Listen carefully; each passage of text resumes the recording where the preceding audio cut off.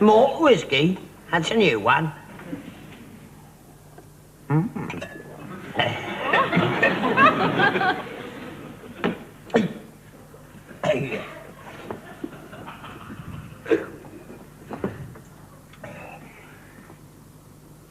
These are mine, leave them alone. Don't know where he gets the idea that all this stuff is his. It was all bought off the round, half of it should be mine. I've got a good mind to bring it all down to Christie's and flog it. He'd go potty. Oh well, suppose you got a point. Valuable stuff is better than money these days. Oh well.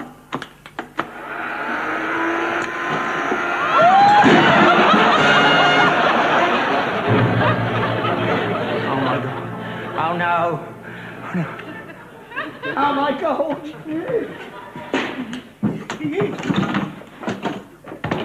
He got berserk. Wasn't my fault. It was an accident. Could have happened to anyone. Oh, he'll understand. He won't blame me. Who am I kidding? He'll murder me. What am I going to do? Glue. Where's the glue?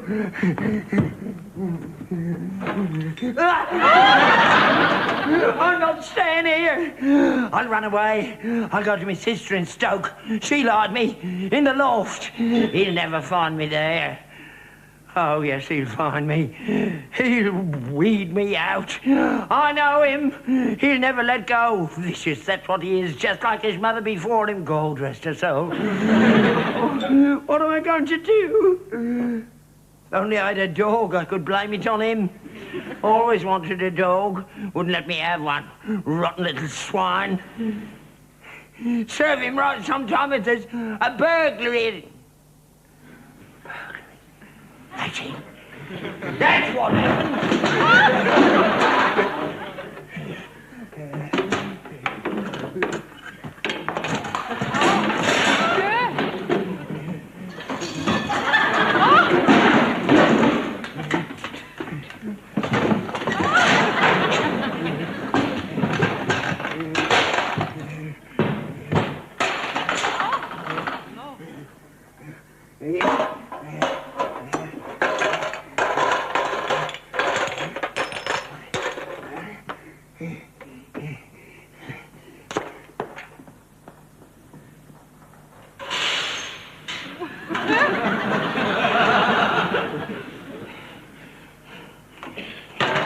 Now, where was I when all this happened?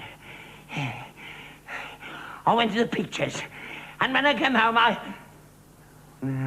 never go to the pictures Monday. I was out in the car, see, and I heard a noise in here, and when I came in, there he was. Why didn't you try to stop him? I did. I fought like a madman to save your property. Ah, how come you're not hurt? Because you're a liar, aren't you? Yeah. You broke me porcelain. He did, and pretended it was a burglary. I didn't. I'm hurt. Where? Show me. That, I won't. Oh, well.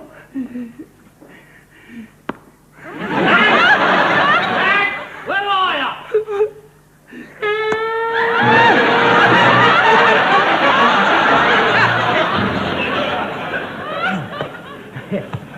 been a hard day's night, and I've been working like this. It's been a hard day's night. What the hell's been going on in here? Dad?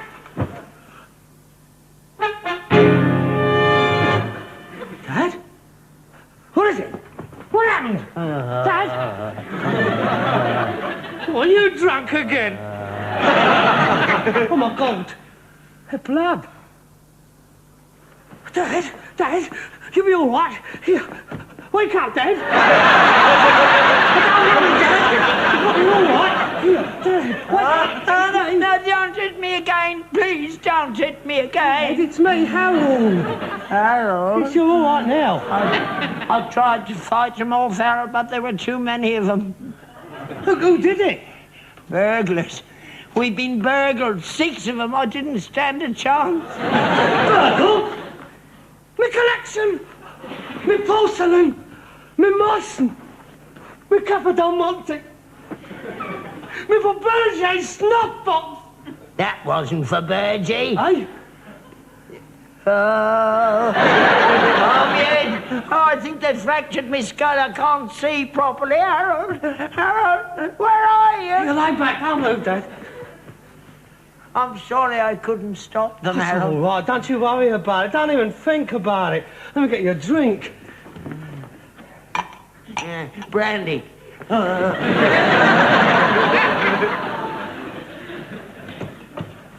you are. That's better. Can you sit up?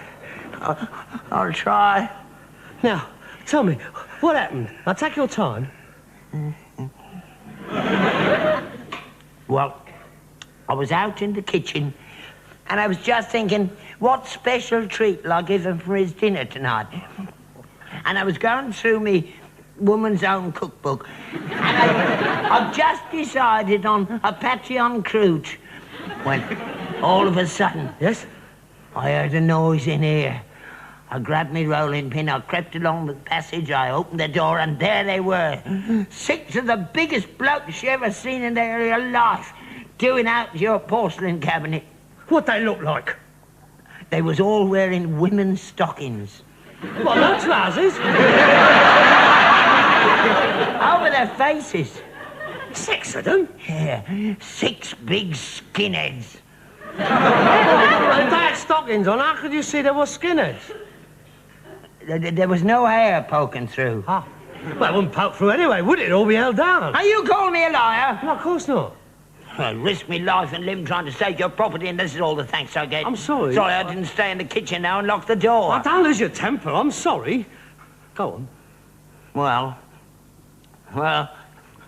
I said, take anything you like, but don't touch that stuff in there. And they said, what, this stuff in here? And I said, yes, that stuff in there. Leave it alone, I said, that's very valuable.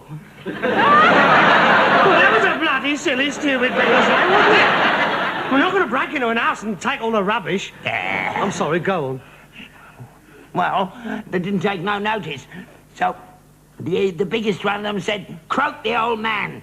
And then they all leaped on me. 3 of them held me down and 3 of them kept hitting me. Wallop, wallop, oh, wallop. I did my best, Harold, but it was no good. They hit me on the head and I passed out.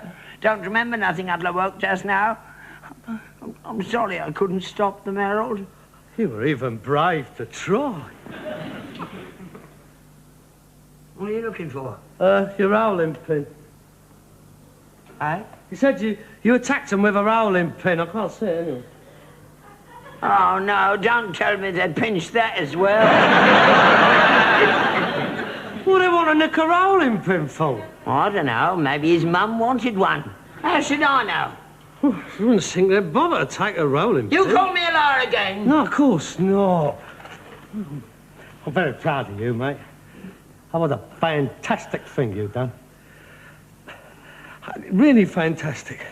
I blame myself, of course. I should never go out and leave you in the house alone. All this valuable stuff. Asking for trouble. 6 of them? I don't know what this country is coming to. I had to do a thing like that to an old man like you. Look, I'll find out who done it, Dad. I'm telling you. I'll find out who done it in a... Hello. What is it? It's a poker. It's got blood on it. That must have been what they hit you with. That'll be your blood on it. Don't touch it. Why not? Could be covered in fingerprints of the bloke who hit you. Oh, it's as good as in jail already. Don't touch it. You know exactly where it is. Where are you going? I'm gonna get the police. No, don't get the police. We don't want them in here. Of course we want them in here. You have been assaulted. You could have been killed. No, I'm all right now. Let's forget it. I'll go and get that Patillon crew. I don't want no Patillon croûte. I want justice. I want my stuff back. 150 quid for the stuff in there, and I shall not rest till the one who is responsible is behind bars. Yes, I want to get the police. But don't touch that poker. Fingerprints. This could be the break we have been looking for.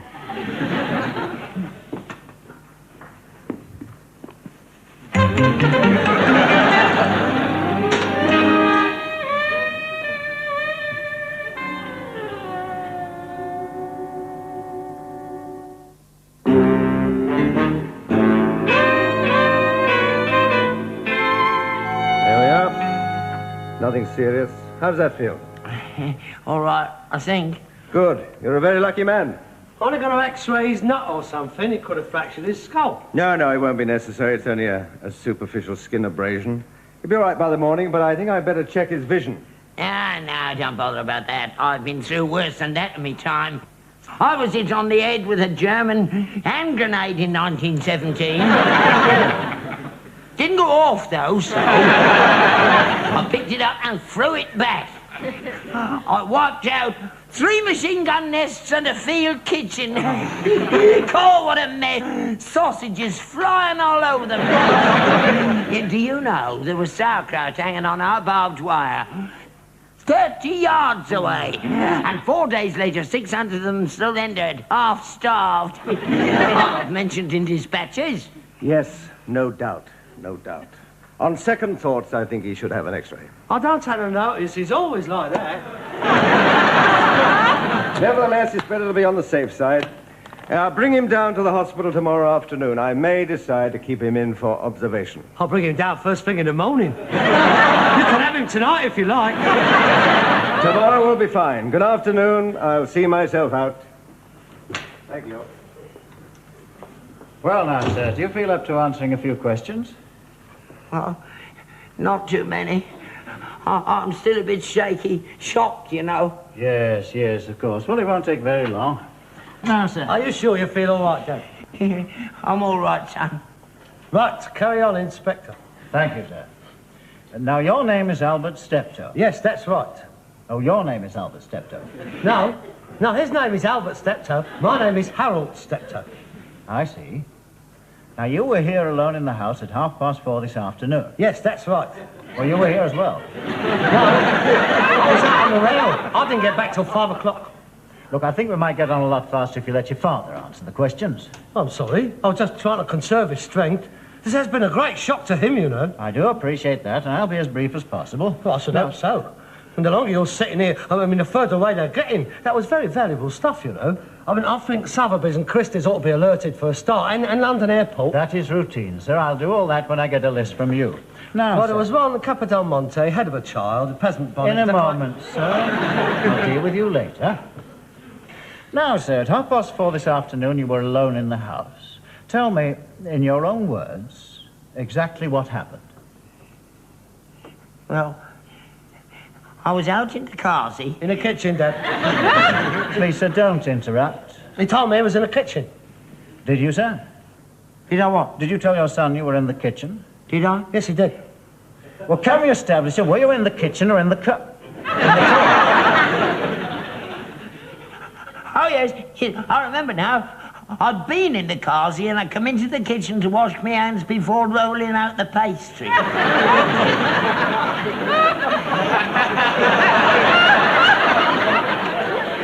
The pastry? He was going to make me a patty en croûte.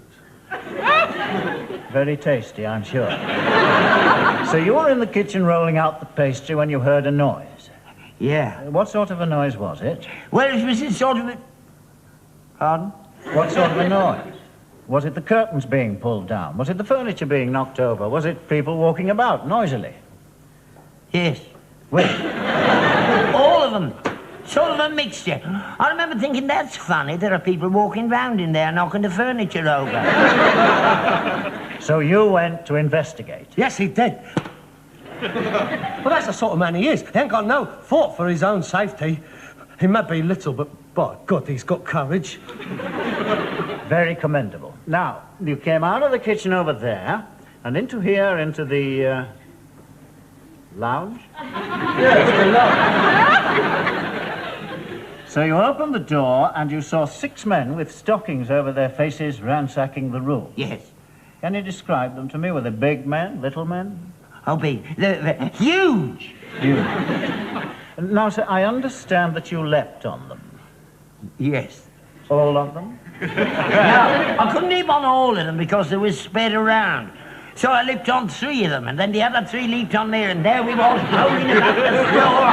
Bang, splash, punch, Yes. wallop, Now, sir, zoom. while the struggle was in progress, did you hear anything said? Said? Oh, yeah. One of them said, oh, he's kicked me in the ghoulies. No.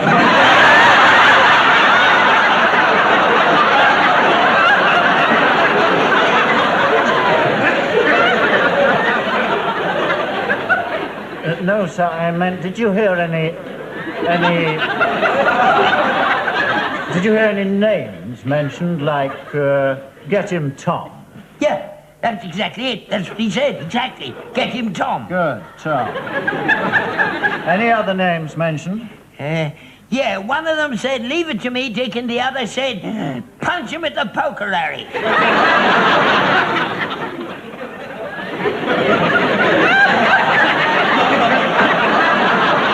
Well, now, this is interesting. So far, we have a Tom, a Dick, and a Harry.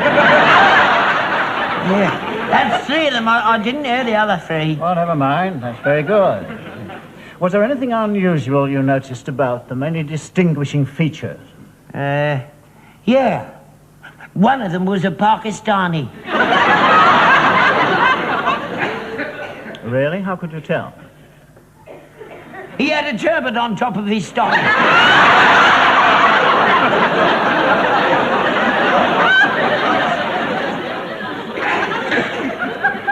Really? 5 skinheads and a Pakistani. That is unusual. They're getting together now. I mean, it's a shocking thing they've done, but at least it shows the races can work in harmony. Yes, well, I think we might get them now. We got what we're looking for. Have you found any dabs yet? Pardon? Dabs. Oh, fingerprints. Johnson, what about the poker? Oh, clean as a whistle, sir. They must have been wearing gloves. Ah, yes, they were. Shame. Yes, isn't it? Sir, there's some good ones on the cabinet, covered in them. Aha! Match those, and we have got them. Quite, sir. Right, well, we'll just take your father's fingerprints. Mine? What do you want mine for? I ain't done nothing. Oh dear, look, we have got to take yours, Father. In case we come across yours, then we'll know that they are yours and not theirs. I'm not having my fingerprints taken. I'm not a criminal. We won't keep them, sir. When we've eliminated them, we destroy them. Davidson? I'm afraid he's not very familiar with police procedures. No, sir. Thank you. Now yours. Mine? Please. I wasn't here, I was out. So, how long have you lived here? All my life, I was born here. I see. So I must assume that you've lived here all of your life with your hands in your pockets. That's true. He leaves it all to me. Never lays a finger he don't. That's all right, Father, in a minute. Listen, I'm the father, mate. I don't expect to come out here and start doing all of the housework. I'm an old man. I'm entitled to a little assistance. I can't be expected to run this old place on my own. Oh, I'm sorry, Father. I've got an advert in the Times for a butler and a couple of footmen. That's the way you always are. I'm investigating a robbery, not refereeing an industrial dispute. May I please have your fingerprints? I'm so sorry. Please do forgive us. We don't normally conduct ourselves in this unseemly manner. Liar, you're always getting off. You are an irritating little man. You keep getting right up my shonker. Will you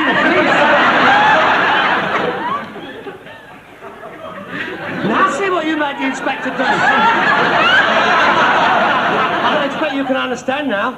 Well, why they hit him with a poker? I don't suppose they even thought of violence until they saw him. I have decided to cooperate in the matter of the fingerprints. Thank you, sir. On the strict understanding that they will be destroyed before my very eyes the moment this investigation is over. They will be, sir. I shall insist on it. There's far too much documentation of the ordinary citizen in this country.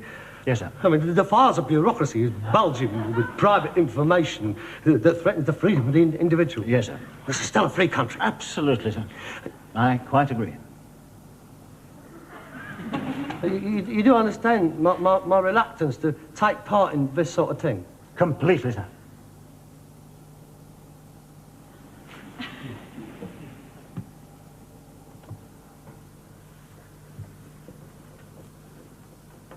Thank you, sir. No hard feelings? Not at all. Good men.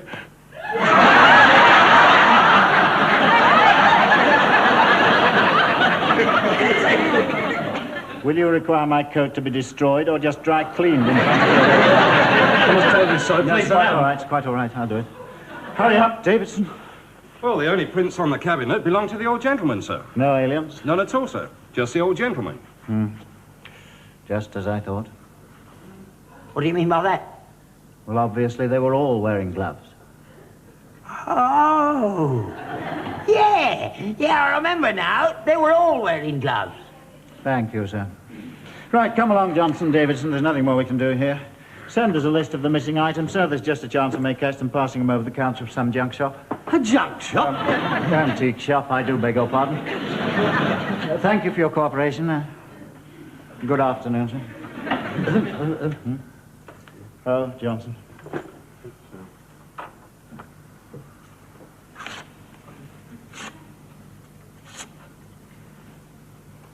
Thank you very much. If we hear anything, sir, we'll keep you informed. Good afternoon, sir. Good afternoon, Inspector. You're a very brave man. This won't go unrecognised. Well done.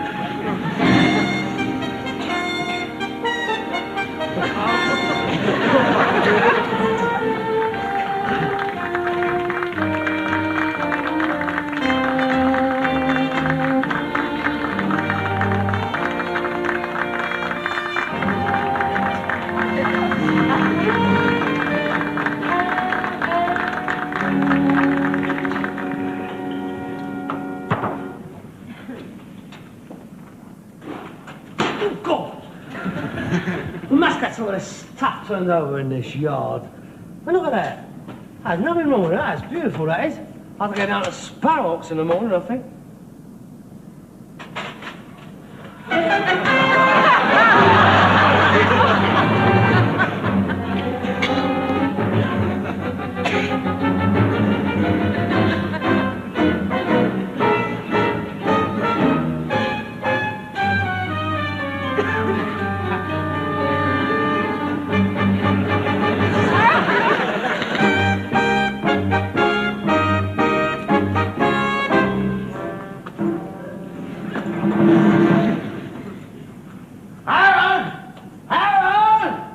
I got me medal.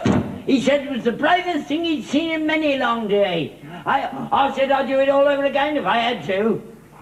Harold, where are you? Harold, come and have a look at me. Harold, are you all right? Speak to me. Dad? Harold, what is it? What's happened? I tried to stop them, Dad, but there was too many of them. I couldn't stop them. They've got away with it. Well, got away with what? All the money in your bagpipes. I've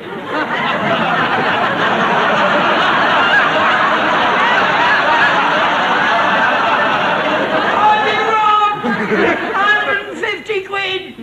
Who did it? 6 of them. They all had stockings on. There was 5 skinheads and a Pakistani. I think it must have been the same lot that nicked all of my stuff. Oh, can't have been because... Because of what, Dad? Nothing. I'm going to call the police. Yes, you do that.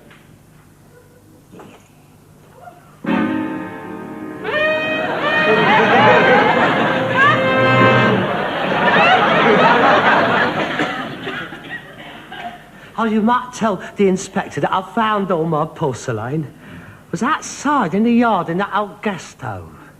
I expect that them skinheads must have been trying to reglaze it and the heat must have cracked it. Yes, I expect that's what happened. We'll be ever so interested because it's covered all over in fingerprints.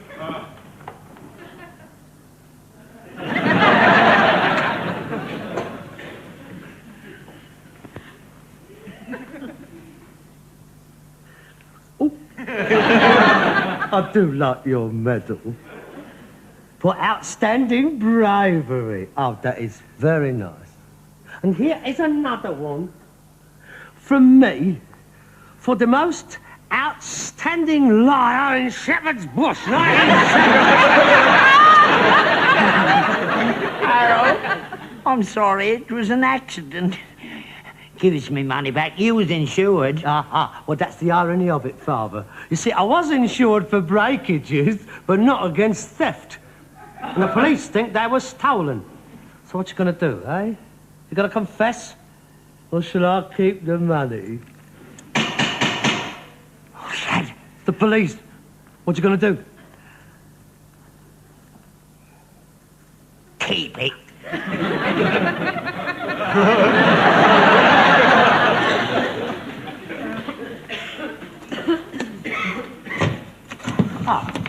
Mr. Albert Steptoe. Yes? I'm from the Daily Express. We're doing a series entitled British Bravery, the Envy of the World. We'd like to feature your life story. How much? £200. 300. 250. Get your pencil out, come in. Stum and he can have 10%. Honestly. I'll tell you all about it. Now, in 1917, I forged my age and joined the Grenadier Guards and got sent to Flanders. And Sir John Frenchy said to me...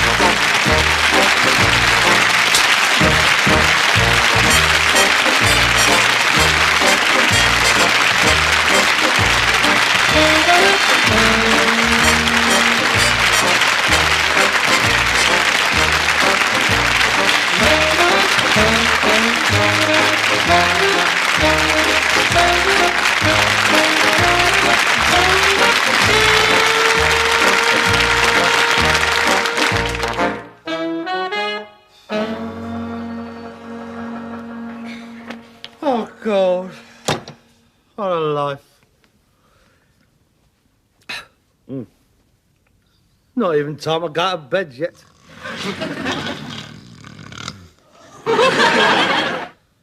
What a depressing house this is.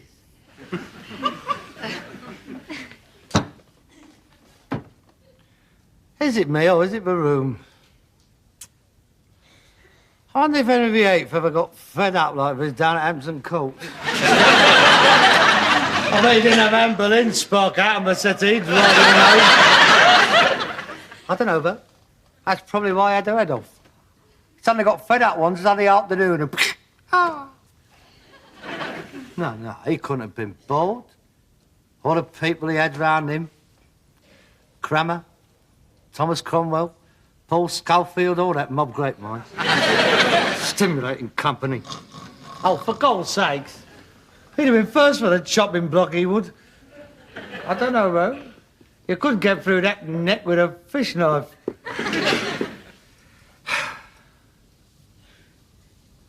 Hampton Court. No, it couldn't have been as bad as this, not even on a wet Sunday afternoon. No, but there'd have been minstrels playing and...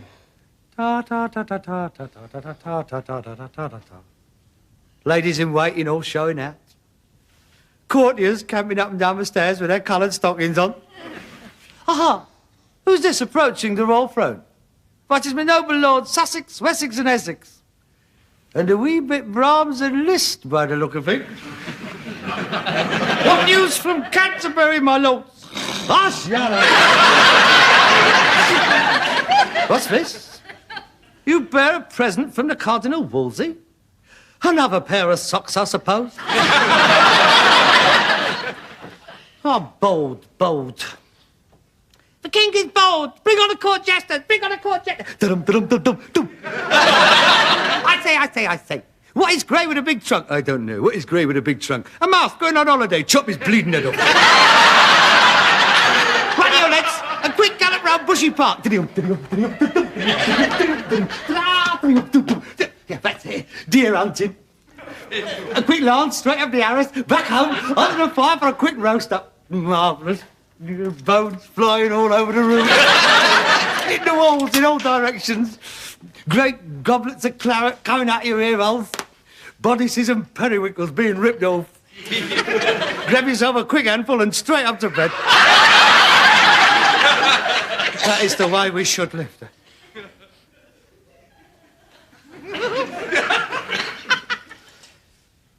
I can't go on like this. What shall I do? Clean my boots, ready for tomorrow. I could wash my hair. I could, but I'm not going to. Sweep the yard up. Oh, there's so much to choose from. What about cleaning out the goldfish bowl? What about cleaning out the goldfish bowl?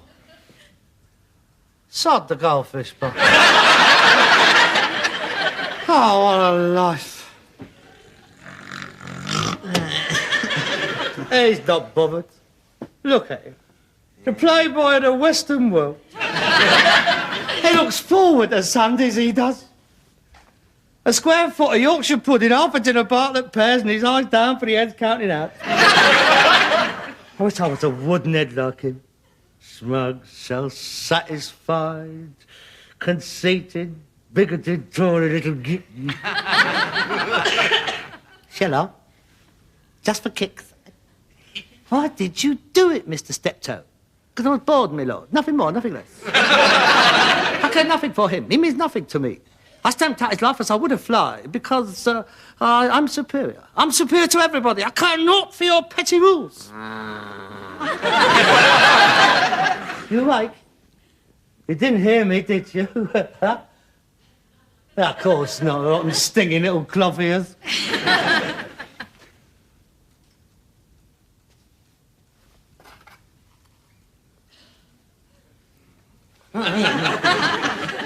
Oh,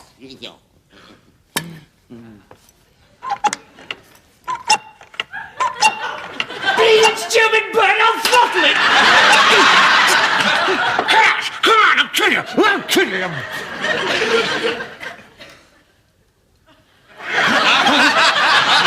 Come on. Hey, it's 8 o'clock. It's time to come out. All right, stay in there then.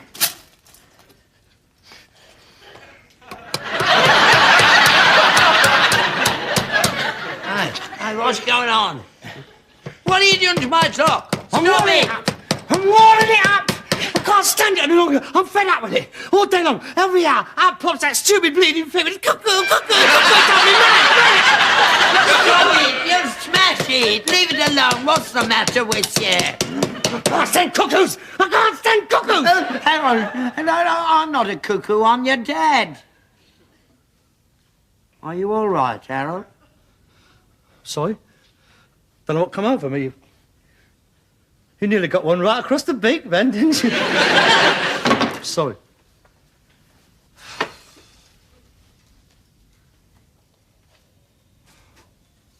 What's the matter with you? You're not ill, are you? I'm all right. I can't stand sudden noises, that's all. It makes me jump. It's only a clock. It's not only a clock. It's that bleeding stupid cuckoo. It's Chinese torture, that finger. It's not Chinese, it's Swiss. For God's sake, shut up! It's just a figure of speech, that's all. It's diabolical, that thing. Every hour, out it pops, squawking his head off. I sit here for 55 minutes waiting for it to come out again, bracing myself. Now forget all about it. Then bang, out it pops again. Cuckoo, cuckoo, it's only popping. Blimey, your nerves must be in a bad way. Don't involve in my nerves, just leave me alone. It's not natural getting upset like that over a cuckoo clock. I'm not upset. I think you should see a doctor. There's nothing wrong with me. You're upset, aren't you? No, I'm not. Oh, yes, you are. You're upset about something. I'm not upset about anything. Yes, you are. I know what it is. You're upset because I got more prices right in the going for a song. That is the most ridiculous thing I've ever heard in my life. You don't think I'd get upset about a stupid... You didn't. Yes, I did. No, you didn't. If you can cast your mind back, you will remember that we was level pegging 10 points each. That's right. Then the last item come up. And you said £2,500. Yeah. And I said 2,250. And how much did Arthur Nagers say?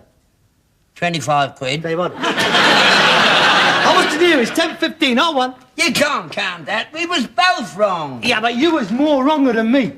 Still only worth 25 quid. That's beside the point. I was the nearest, so shut up. Perhaps you've got tired blood. I haven't got tired blood. What does that mean, tired blood? Thousands of red corpuscles running round, yawning their heads off. That's how you see it, is it? Well, there's something wrong with you. There is nothing wrong with me, so do leave off. Are you regular? Mind your own business. That sometimes puts people in a bad mood. I'm not in a bad mood. Well, you're very irritable. I'm not irritable. I'm never... Stop fiddling with your watch! You're winding it up. You're always winding it up. That thing's supposed to go for 8 days. You leave it alone. You've got some very annoying habits, you have. Honestly. You'd get on the Archbishop of Canterbury's tits, you would. What do you have to wake up for? Go back to sleep. Would you like a cup of tea? No. Just as well. We've got no milk. Then why did you ask? I forgot. Oh, God. I wonder what CP Snow's doing this afternoon. Oh, what's wrong? I don't like to see you like this. Is it me? No, it's nothing to do with you. I'll be all right. Leave me alone. You worried about the business? No. You're not in any trouble, are you? No. But if you are, you can always come to me. I'll always help you. Know that. Dad, I am not in any trouble. Well, then why don't you go out, then? Why don't you go down to the Skinner's Arms? I don't want to go down to Skinner's Arms. I'm fed up with the Skinner's Arms. Same old people, same old jokes, same old opinions, if they ever had any. That is a rotten pub, that is. That must be the worst pub in London. Well, why don't you go down to the Beehive, then? The Beehive? Have you been down there lately? It's diabolical, that place is. It's been discovered, mate. The Arthur Bitter Brigade has taken over. The Monty Python mob. You can't move in the car park for Triumph Spitfires. What are you having, Daphne? Righty-ho. 6 halves of cooking, please. I say, get me a Scotch egg while you're there, Rodney. I'd like to smash their smug little faces in. The future ruling classes they are, mate. I think I prefer the skinheads to them. What about the ship and shovel? You're joking. It's full of skinheads. Not in the lounge. I don't like the lounge. They got the amateur talent contest tonight. I don't care. You could do your impression of Tom Jones. I don't want to do my impression of Tom Jones. That always goes well, that does. Some of the blokes down there say you're better than he does. Then I'll never win it, then. Last time, I had laryngitis for 2 weeks after I'll never fall in love again. And nothing. That little geezer, he always wins it. That little puff in the see-through shirt. Because the landlord fancies him, that's why. It's ridiculous him doing Tom Jones as well. It's not right. Not on the same bill. I thought he was going to do Lulu the way he walked up there. Perhaps he won't be there tonight. Look, Dad, I don't want to go down to ship and shovel, so don't keep on. Do you fancy going to the pictures, then? No, there's nothing on. Ah, yes, there is. There's that one about them lesbians. The killing of Sister Whatsit. What do I not go and see a film about lesbians for? Well, it's nice to know how the other side live. I'm not interested. There's bingo down at the Odeon. For God's sake, Dad, turn it in when you leave off. Perhaps you're suffering from night starvation. What do you mean by that? Ah, yeah. That's it, isn't it? Of course it is. I beg your pardon? It's a bird. I don't know what you're talking Some about. bird's giving you the elbow. It's got nothing to do with a bird. Oh, yes, it has. I know you. You're always the same when you're not getting your end away. You go all moody. I don't know what you mean. I might have guessed. That explains it. He's been blown out by a bird. Oh, I thought it's a bird, so now you know. You're satisfied, all right? I don't want to talk about it. When did she blow you out? She didn't blow me out. Well, what are you hanging around here for, then? Go out and give her one.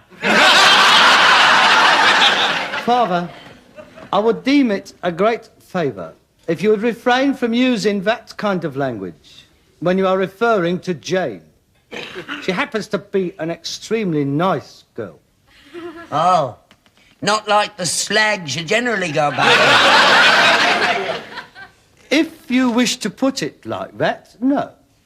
Jane is a very sweet and lovely person, and I happen to be extremely fond of her. Well, why aren't you out with her, then, instead of mooning round here making my life a misery? I can't. Jane's gone dancing. Who with? Tarzan? She hasn't gone with anybody. She goes on her own. Well, that should be a laugh. Look, she's a member of a dancing club. And every night she goes out dancing. And that's all she ever lives for, dancing. And that's the trouble. Why? I can't dance. That scrubbed me out, innit? Oh, loads of blokes can't dance. Yeah, but I told her I could, didn't I? I told her I was a gold medalist. I told her I danced for South London on the television, didn't I? What'd you tell her that for? Well, you know how it is. When you meet a bird for the first time, you try to establish some kind of a common ground. You know, chat her up. Lay a bit of sand down. I just got carried away, that's all. Now she's expecting me to partner in the finals of the foxtrot, the quick step, and the Argentinian tango. I'm still struggling with the hokey cokey. I just have to forget all about it, that's all. I mean, I can't see her again. Oh, it's all over. That's all there is to it. It's all over. Before it even started. The best looking bird I ever met in my life. Oh, well. I'll get over it, I suppose. Sure. You don't half give in easy, don't you? You're expected to hand it on a plate. You got to work for things in this life, mate. If you want a bird, you have to put yourself out a bit. I knew a lovely girl once. Potholer she was. What? Potholer. I didn't mess about, did I? I learned potholing.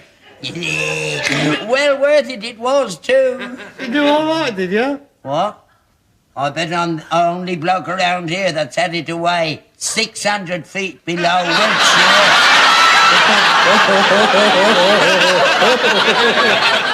You take my tip, mate. Learn how to dance. Have a few lessons. Nah, I ain't got to learn how to dance. Not in front of all them people, not my age. I feel all right, Bert.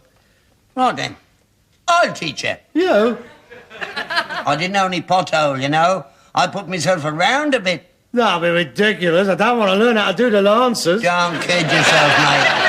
I know the modern stuff. I often have a thrash down at the Darby and Joan Club. Some of those old biddies there, when they finish doing the twist with me, their corsets are on the wrong way round. Here, come on, give them the table and chairs. I'll give you a crash course, and at the end of the week, you'll make Lionel Blair look like a baby elephant. Now, come on, you stand there. Nah, I don't want to. Stand there. Now, we'll start with the waltz. It's quite simple. Watch me. Left foot forward, right to the side, left to right. Right foot forward, left to the side, right to left. Now, here we go. Left foot forward, right to the side, left to right. Right foot forward, left to the side, right to left. Left foot forward, right foot left, 1, 2, 3, 1, 2, 3, 1. Pity she's not a potholer. We'd have had a better chance. I'm sorry, Dad.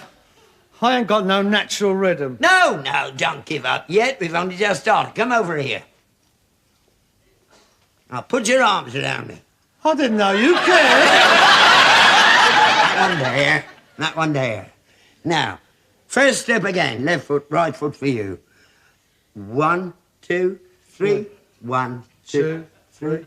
1, 2, 3. Taking you home tonight after the dancing is through. Do you come here often? Concentrate on what you're doing. 1, 2, 3. 1, 2. Who's the lucky boy for going your way? To kiss you good night on your doorway.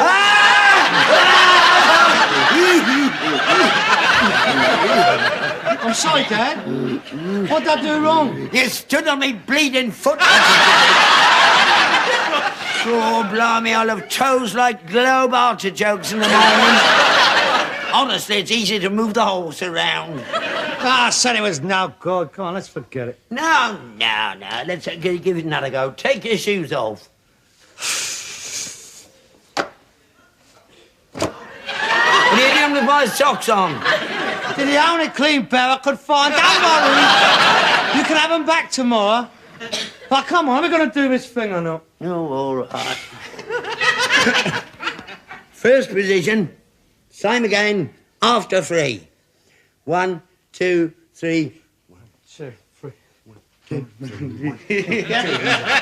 3. Oh, how we danced on the night we was wed. We danced and we danced, 'cause the room had no bed.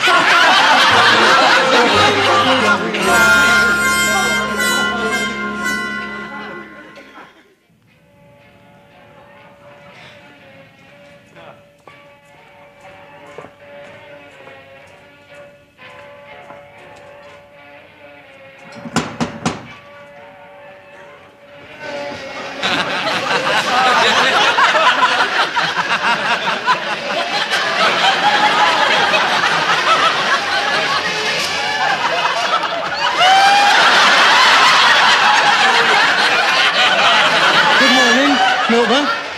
Morning. We were dancing. Get away. The Argentinian tango. Very nice. That's all we were doing. We were just dancing. Oh, it's nothing to do with me, sir. What you do in the privacy of your own home is entirely up to you. My job's to deliver the milk. So my dad's teaching me how to dance. I was having a quick lesson before I shot off to work. Very good idea. Go to work on a dance. I must suggest that to my missus. A quick milliliter after breakfast. Lovely. How much do I owe you? 22 and 6, if you've got your handbag handy. Just a joke, sir. Just a joke. It better had be. It better had be. Yeah. £1, 2 and 6. £1, 2 and 6. Thank you very much, sir. Thank you. Well, come on in. Just a suggestion, sir. When you come out of the back breaker, instead of the turn round, why don't you try the run around? Aye? I'll show you. Now, look, you're here in the back breaker, aren't you? Right? So what it is, it's this. It's forward and close, and then it's round 8 steps, starting with the left, right? La, la, la, la. Sure. Yeah, that's right. Yeah. Right, let's try it. Let's try it. Where we go? Right, then. Right. La, la, la, la. La, la, la, la, la, la, la. Right! Yeah, it always slays me as that one, you know. That's great. I like that one. There's another one I can show you. Hey! Who's teaching him, you or me? I'm sorry, just trying to be helpful. Well, don't. Mind your own business and get back on your round. Oh, I beg your pardon. Oh, well, come on in. Right. Saucy little bleeder. Wait till he finds out what's in his empties in the morning. I admit, that was a good step he taught me, wasn't it? Yeah, rubbish. Much too flashy for you. You try that on a slippery dance floor and you'll end with your head through the drum. I know what I'm talking about. I've been dancing all my life. I've educated feet, I have. I remember when I was 13, I went down to the Shepherd's Bush Empire and auditioned for pantomime. Humpty Dumpty. And when I'd finished, Mary Lloyd said to me, she said... Mary Lloyd? Yeah, mate. Mary Lloyd. She said, what's your name, my little man? Albert, I said. Well, come here, Albert, and sit in my knee, she said. I want to talk to you. She did. I remember that well. Big Bristol she had. Albert, she said, in all my years on the stage, I've never seen anything like that. You moved across that stage like Sarah Bernhardt. Dad, Sarah Bernhardt had a wooden leg. She didn't. The rotten cow. In all these years, I thought she fancied me. Yeah. What did she know about dancing anyway? Now, come on. Now, I'm going to demonstrate the cha-cha-cha. Master this, and you can take your rightful place in any ballroom in the land. Now watch.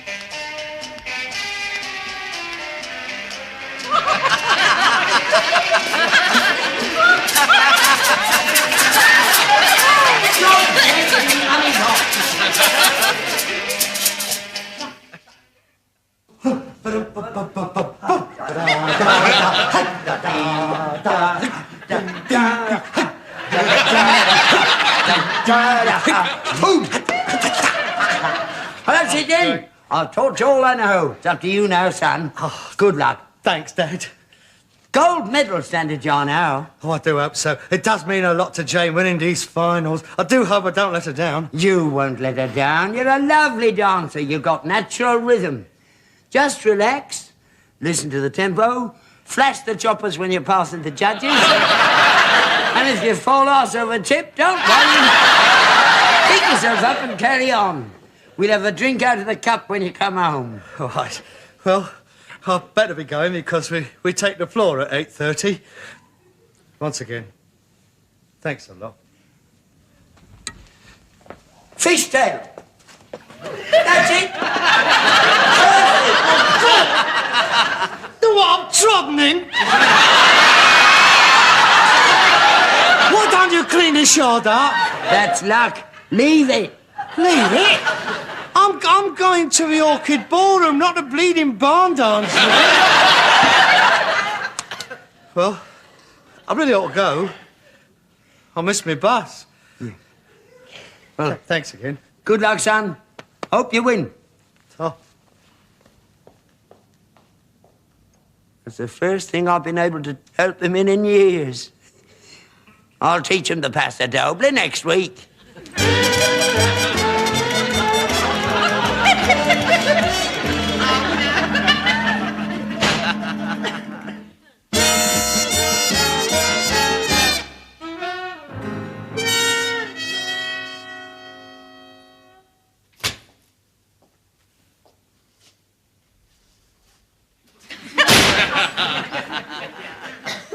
You're back early. Where's the bird? Where's the cup?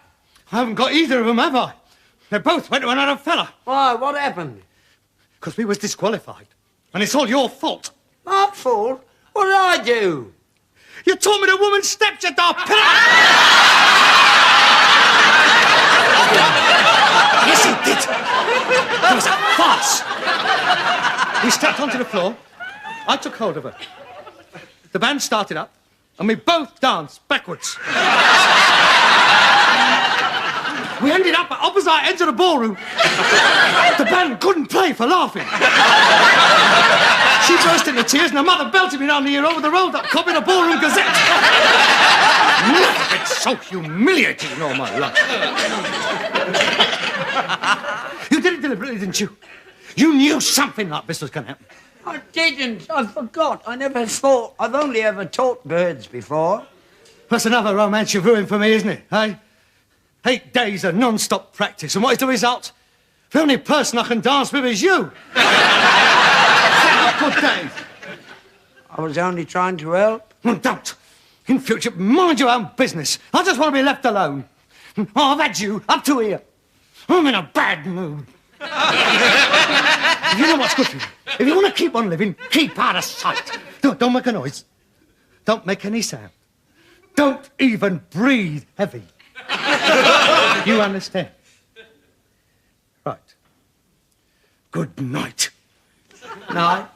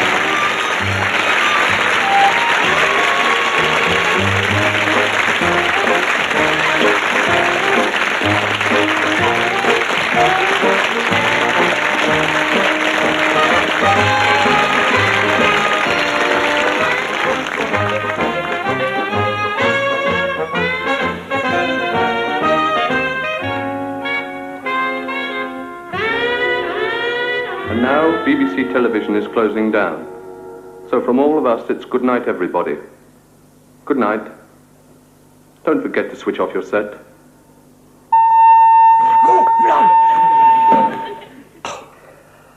Oh. An hour and a half I've sat through that bleeding rubbish only to miss the end. I only sat up to find out who killed Sandra Dawn. I won't see that for another 5 years now. I don't know, though. Probably on the other channel next month. Oh, whole face aches late. 12:15? Where is he? Come on, good mind to lock up and let him stay out on the doorstep all night. Here, bring him in with the milk in the morning. Here's a nice heavy forecast for tonight of frost. That should see him off. You've got my frozen corpse on doorstep. I'll never forgive myself, says distraught son as he opens his second bottle of champagne. Come on. God almighty! Tater's out there tonight. I would stay out there then. That was the point. He'd only curl up with the horse and have the smell of that all the way through breakfast.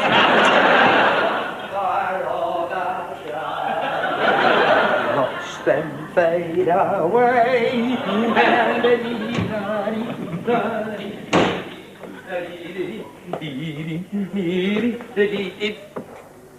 Oh, hello.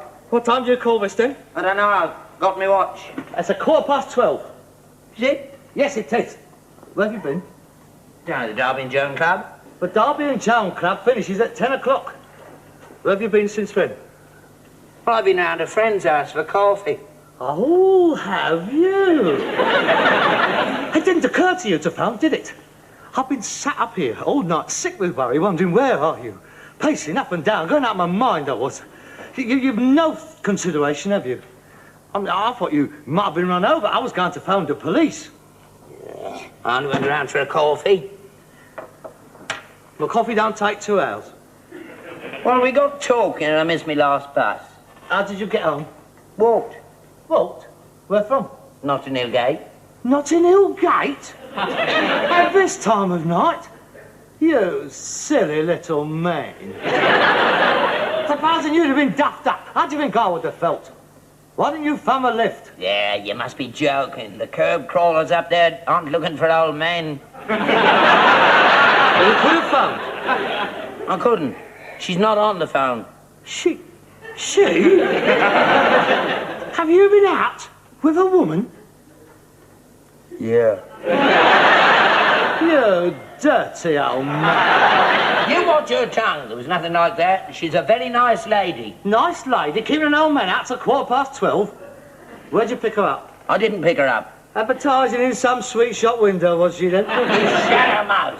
What was it? Advanced French lessons given? Ex-photographic model, 6 new position? Chairs French polished and bottoms recaned? Large oriental chest for sale? Don't you talk like that about Mrs. Goodlace. Mrs. Goodlace? Come on, let's have it out with it. Where did you meet her? Mind your own business, nothing to do with you. I could have you put away, you know. Diminished responsibility, in need of care and protection. Where did you meet her? Mind your own business. I'm going to bed. I'm tired. I'll bet you are. So I'm not going to bed. We're going to have this out here and now. You're going to start wandering around London like Count Dracula in the middle of the night meeting strange women. I want to know a little bit more about it. What a nosy little bleeder you are. I don't have to put up with this. Sit down. You haven't explained yourself yet. And I demand to know whom this old boiler is that you are consulting. She is not an old boiler. She happens to be a very attractive woman. And I'm very fond of her. Get out of it. Well, it's not just something that happens to young people. Old people have their feelings too. Just because a prune's got wrinkles doesn't mean it's not tasty. Who is this old prune then? I was referring to myself. Well, you can't be described as tasty by any stretch of the imagination. Maybe not, but she likes me. She says I'm the nicest man she's met in a long time. Poor old cow. She must have had an hard life. Yes, she has. And I'm going to see it gets better for her. I'm going to try and make her as happy as I can. Are you serious? Yes, I am. Very serious. In fact, I've asked her to marry me. I thought you said you wanted to make her happy. I'm sorry, Dad. I didn't mean to be cruel. But you must admit it's a bit of a shock. I mean, you come in here at 12:15 and told me you and some old biddy's gonna get married. I mean, I didn't even know you were courting. I mean, you haven't asked me yet. I don't have to ask you. That would have been nice, though, wouldn't it? After all, I am your son. Oh, I'm sorry, Harold, but I only asked you tonight. Yes. Well, we have been through all this before, haven't we? Yeah, I know. But this one's different. They're all different. I mean, where are you going to live? Are you thinking of moving in here? I have a right to know. And after all, I do have a stake in this place. I mean, I can't just move on. You do owe me a bit of responsibility. It was you that stopped me from getting married. You don't have to move on. There's room for all of us. Supposing I don't get on with it? Oh, you will. I know you will. How long have you known her? 3 months, 2 weeks, 6 hours. The happiest 3 months of my life. Well, I haven't bloody well noticed it. I'm different when I'm with her, Harold. It's like being born again. Oh, God. She's made a new man out of me. Well, that was a bit different to the old one, for her sake. Yeah. We met at the Derby and Joan Club. We seemed to hit it off right from the word go. I'll never forget it. It was a Wednesday night. I went down to the club, and there she was.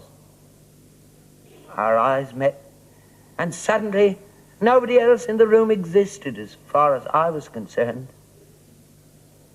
Some enchanted evening, you will see a stranger, you will see a stranger across a crowded room. Shut up! And then fly to her side and make her Well, it's ridiculous at your age. It may be ridiculous to you, but it's given me something to look forward to, something to make me last year's a little bearable. Oh, dear, oh, dear.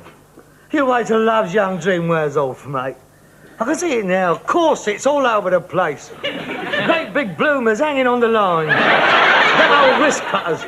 The smell of cough mixture and camphorated oil permeating the entire household. Smashing, ain't it? Yeah, well, ain't going to be very smashing for me, is it? I mean, I'm used to having this place to myself. I've got it organised. How I like it. Don't want to start sharing it with some bird. This way, it's not one of yours anyway. You won't say that when you see her, Harold. You like her. No, I won't. Yes, you will. I know you will. It'll be nice to have a woman around the house again. Like old times when your mother was alive. That old? I don't remember much about that, do I? I've been very lonely since she left. It gets worse the older you get. You get a bit frightened. I know I should have told you before, Harold, but there was nothing to tell, really, until tonight. I never dreamt in a million years she'd accept me. But she has. Yeah. I hoped you'd be pleased about it.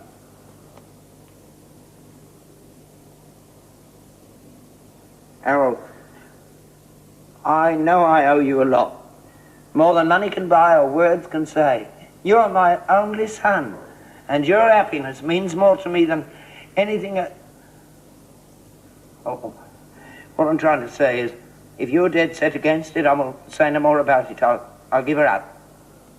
Don't be daft. You don't owe me anything. Oh, yes, I do. There's not another son in the world could have done what you've done. Leave it out, Dad. You'll have me crying in a minute. All right, then. Go on. Get married. I don't mind. Honest. I'm just being selfish, that's all. I wish you all the luck in the world, and I wish you every happiness. Thanks, Harold. I shall look forward to meeting her. Well, if it's all right by you, I'll bring her round tomorrow night. Yeah, so all right. I shall welcome her like she was my own mother. Now go on, get to bed, get your strength up. Good night, Harold. Good night, Dick.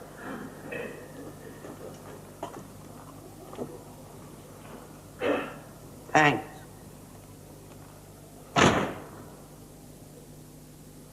She's got hairs on her chin. I'm not kissing her.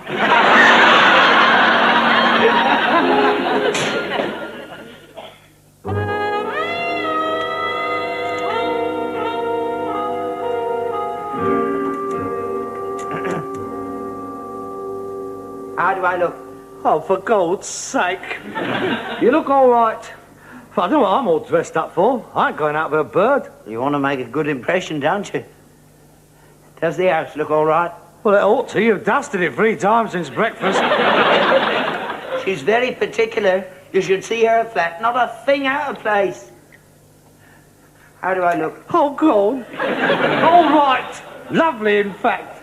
Very desirable. You look about 10 years young.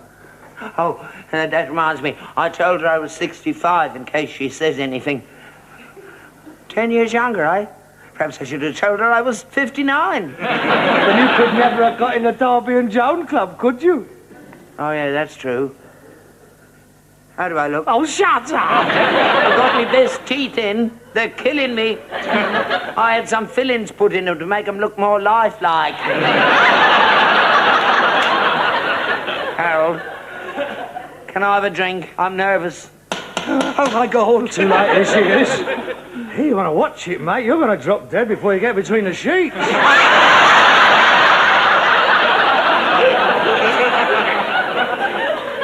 You will be nice to her, won't you? Don't worry. I shall be charm personified. Thanks for being so understanding, Harold.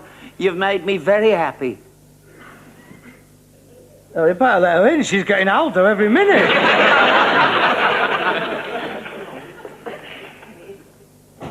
Hello, darling. Take your coat.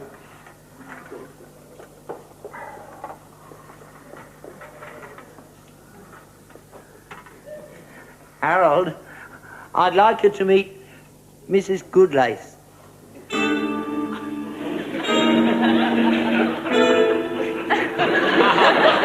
This is me son. How do you do? I'm very pleased to meet you. Oh, go on. Kiss her. Would you like a drink? Thank you. Sherry. Hey, where's your manners? Oh, beg your pardon.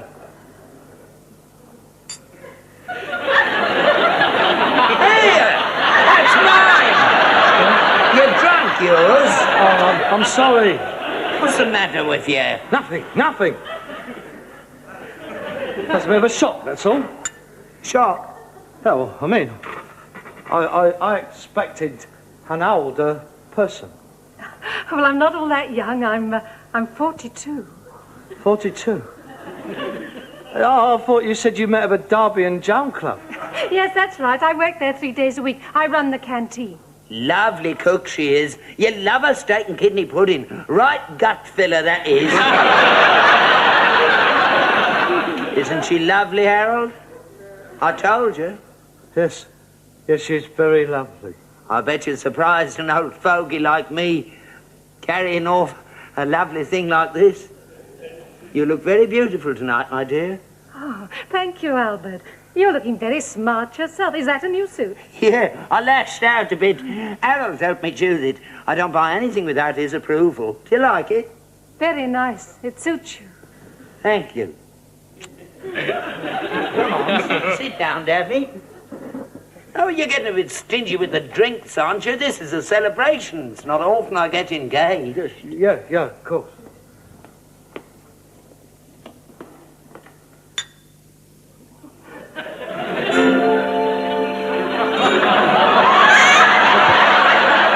I'm terribly sorry. You're more nervous than I am. Sit down. Pull yourself together. He's not usually like this. He just can't get used to the idea of having a new mum. Well, I want to propose a toast to my lovely bride-to-be, combined with our future happiness. Well, go on, drink up. Wish your stepmother all the best. To your future happiness. Thank you. Well, we'll be off in a minute, darling.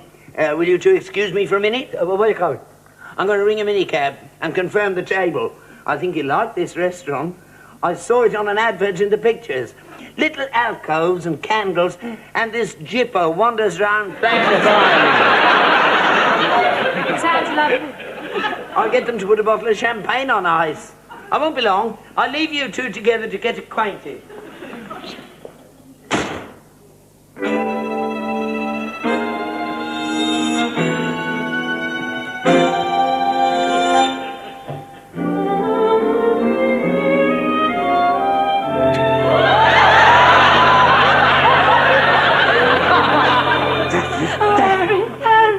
been so long. 22 years. I knew as soon as I turned round it was you. You look just as you did then. Oh, I've got grey hairs. Oh, it's beautiful. What are we going to do? I don't know. Oh, Harry, why didn't you write to me? I did. I wrote every week. I never got them. I never got one letter from you. Your bleeding mother. She never did like me. She hated me from the moment I rested my army boots on her coffee table. I didn't know your dad made it. I thought you'd forgotten me. Oh, I've never forgotten you. I used to think about you all the time when I was in Malay. Every night, I used to lay on my bed dreaming about you. While the rest of the lads was queuing up outside the knocking shop in Kuala Lumpur.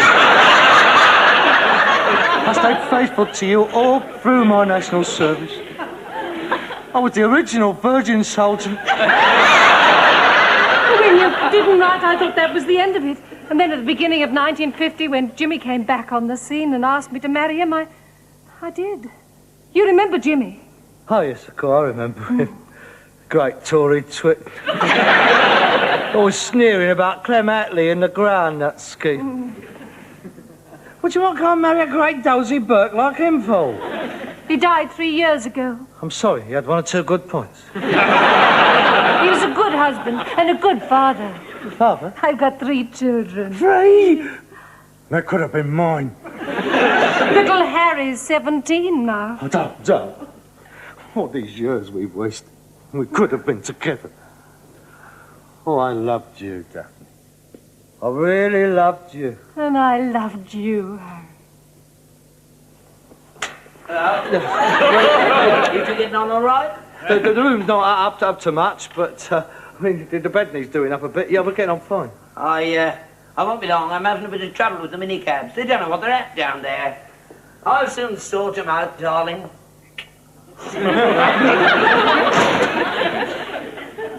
Oh, God, what a mess. What are we going to do? What are we going to do about him? You can't marry him. Not now. Well, what can I do? I promised him I can't back out. Now, I can't hurt him. He's such a sweet, kind man. He's 69. 65. He's 69!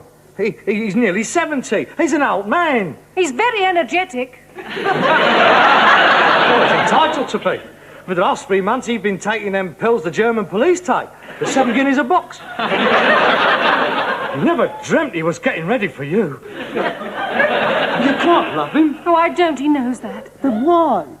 Well, Why? it's been very hard for me since Jimmy went. It's not easy, you know, bringing up 3 kids on your own. They do need a father. Yeah, but not him.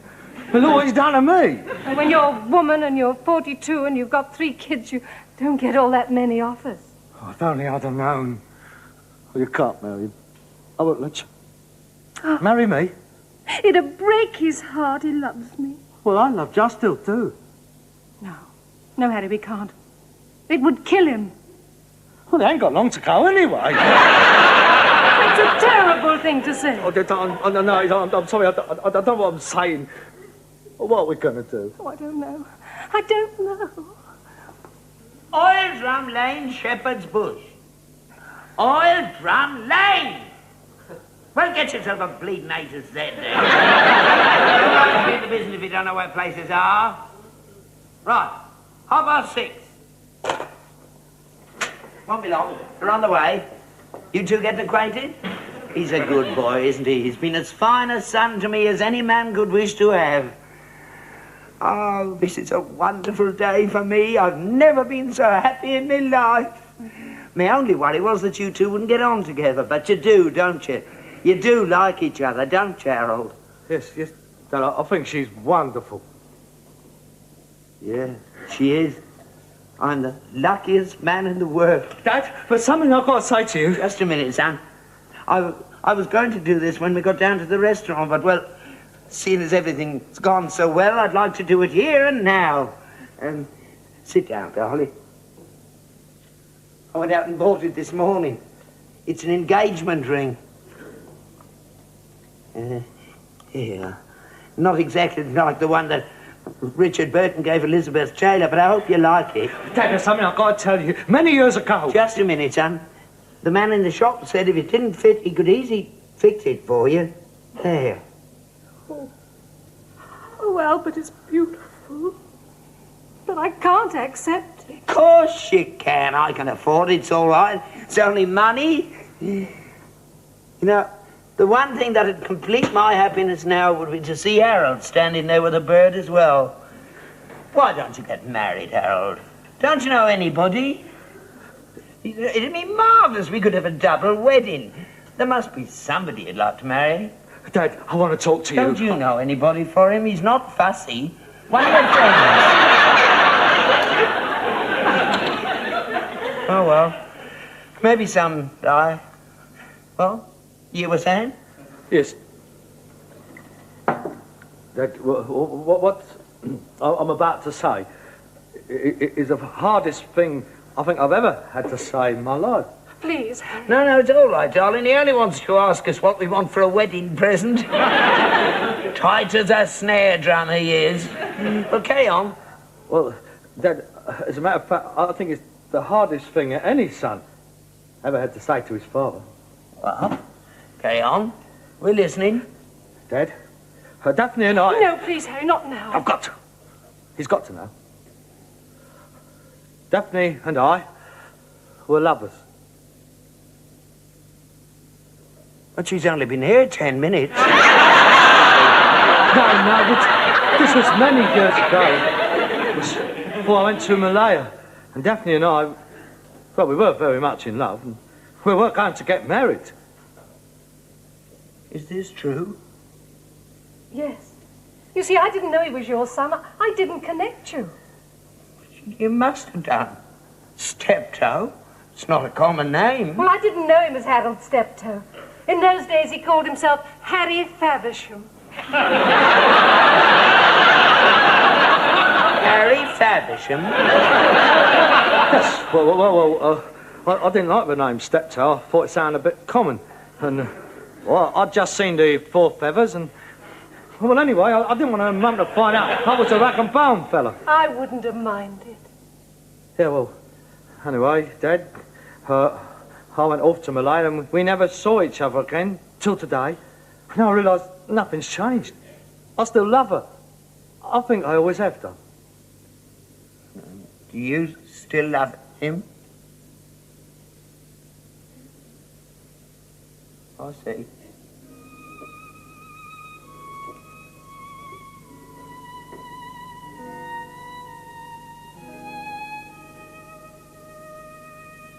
Well, that's it then, isn't it? There's not much more to be said, is there? That was a short engagement, wasn't it?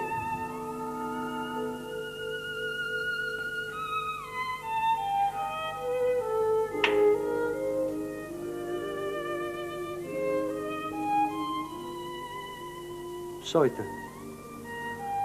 I would have given anything not to hurt you. I had to tell you. I couldn't let you marry her knowing what we have been to one another. That wouldn't have been right. But nothing's changed. We can still be one big happy family. Except she'll be married to me instead of you. She'll be in a different room, that's all. No. No? No. It wouldn't work. We couldn't all go on living under the same roof. Me loving her. You loving her. Oh, no, I'll just clear out and leave you two together. Oh, no, Dad, I couldn't let you do that. I'd never forgive myself. I'll go down to my sister in Stoke. Or I could go into one of those nice old people's homes. Oh, no, I'm not standing for that. No, I'd never forgive myself, Dad. No, you belong here. This is our home. We both do. It's the only way. We'd only end up by hating each other. No, we wouldn't. It'd be all right. I know it would. It'd be better than it is now. Not for me, it wouldn't. Oh, it's no good, Harold. Oh, God, this is all my fault. I should never have told you. I should just cleared out. That would have been the right thing to do. I'm selfish, you see. I'm selfish. Oh, God, I'm so selfish. I mean, you'd have been happy being married to her. She'd have been happy being married to you. Nah, it wouldn't have worked. I would have found out sooner or later. You couldn't hide that from me from long. No, it's better this way. No, no. Silly of me to think of getting married at my age. No, it wasn't, Dad. I was just being selfish, that's all. You would have been happy being married to her, and you both would have... Daphne? Daphne?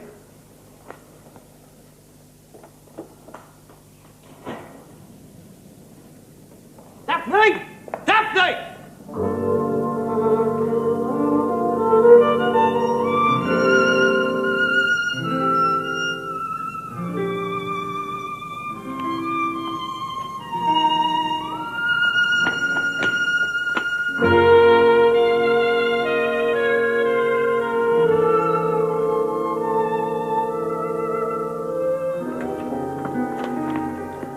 She got on. She left you this. Says she wouldn't want to see us split up on account of her. Says she don't want to come between us. Says it wouldn't work out. 'Cause we're already married. Excuse me, are you the couple that ordered the minicab? Oh, yeah, that's right. Oh, well, we won't be needing you now. Oh, hey, wait a minute. You want to go after her, son? Yeah. What's the use? Well, I've still got that table at the Gypsy restaurant. Seems a pity to waste it. Would you like to join me? Might as well. No point in staying around here moping. Oh, yeah, we'll see you outside. What was she meant by that? Already married? I don't know. Come on. A bloody ridiculous thing to say. Straighten your tie. That's it. There. There you are. Put on straight. That's better.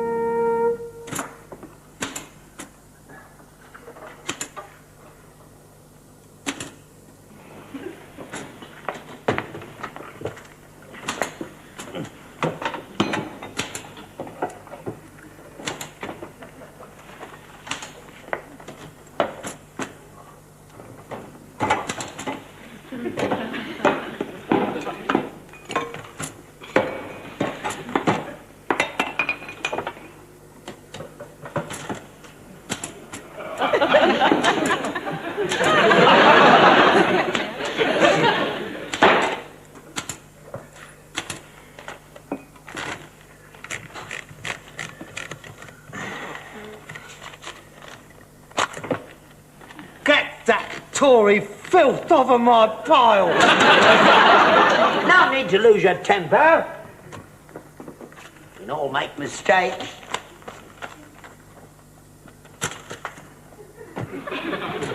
You're just doing this to annoy me, aren't you? Doing what? All this election work. You've never done it before. Well, I'm doing it now. You know that I'm Labour Party secretary for this ward. You're trying to undermine my credibility with the electorate. No, I'm not. I think it's most important the Conservative Party should win this by-election, and I'm going to do everything I can to help them. You're a traitor. You're a traitor to the working class. I ain't bleeding working class. No, that's true. You're a ponce. Like the rest of your party, living on the fruits of my labour. You parasite. No, I'm not. I'm management. Well, all firms have managers and workers, the same with ours. You're the worker, I'm the management. You? Yeah, mate. Somebody's got to be in control. Ha! You couldn't control traffic in the Sahara Desert. That is why this country is in a mess what it's in today. All this inefficient management. I mean, the Britain's boards is controlled by economic buffoons. They come straight up from Cambridge with a first-class honours degree in golfing and badminton and go straight onto the board of directors. It's disgraceful. They wouldn't be allowed to make the tea in Japan and Germany. They don't have tea breaks in Japan and Germany.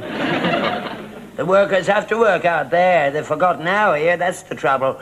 And that's Harold Wilson's fault. Fill them full of load of old cobblers about them all being equal. The world belongs to them.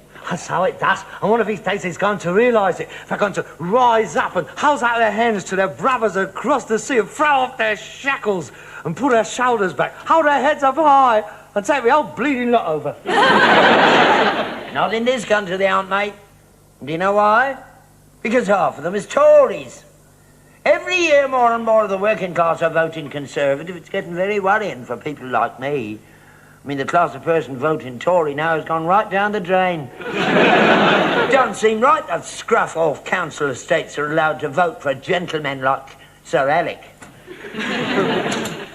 How you can sit there with your fundamental orifice hanging out of the back of your trousers and talk like that, I really don't know.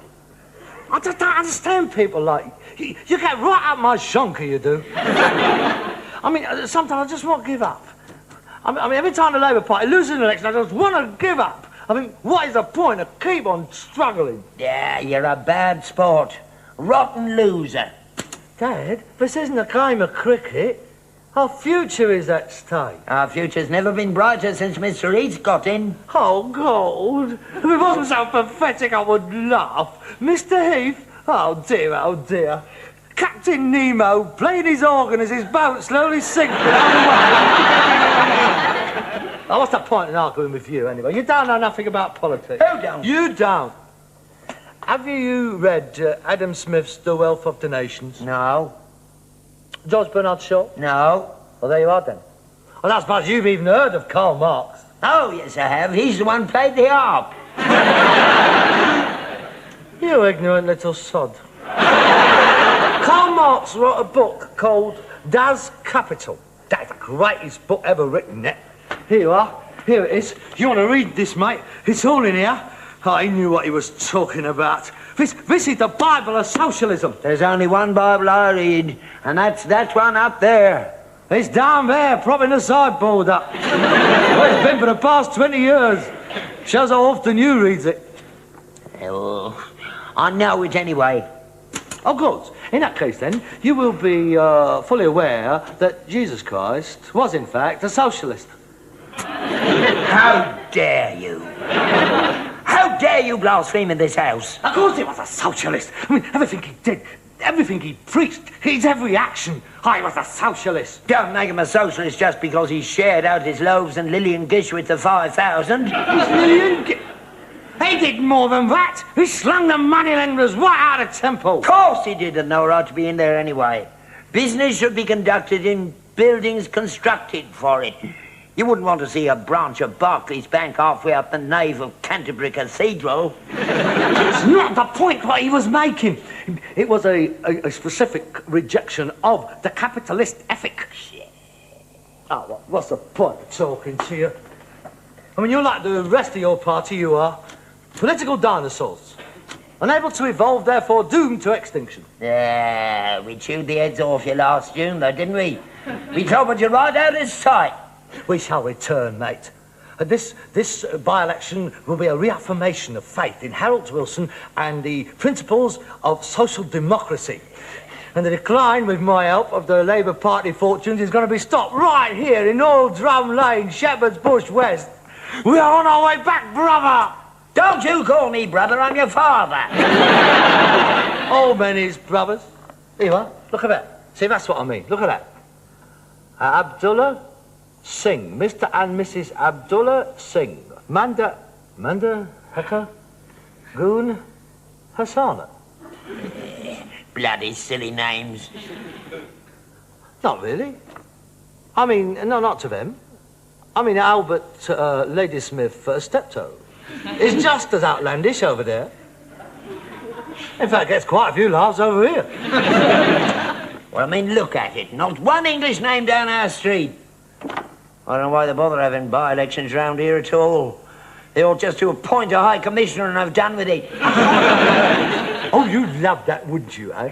A gunboat anchored up the canal, chug, chug, chug, whoop, whoop, whoop, whoop, leading up the Goldhall Road on an elephant, ding, ding, ding, ding, ding, ding, ding, ding, ding, ding. Sit him on the town hall steps and let them all dance up and down in front of him with you banging on the drums. Boom, diddy, boom, diddy, boom, boom.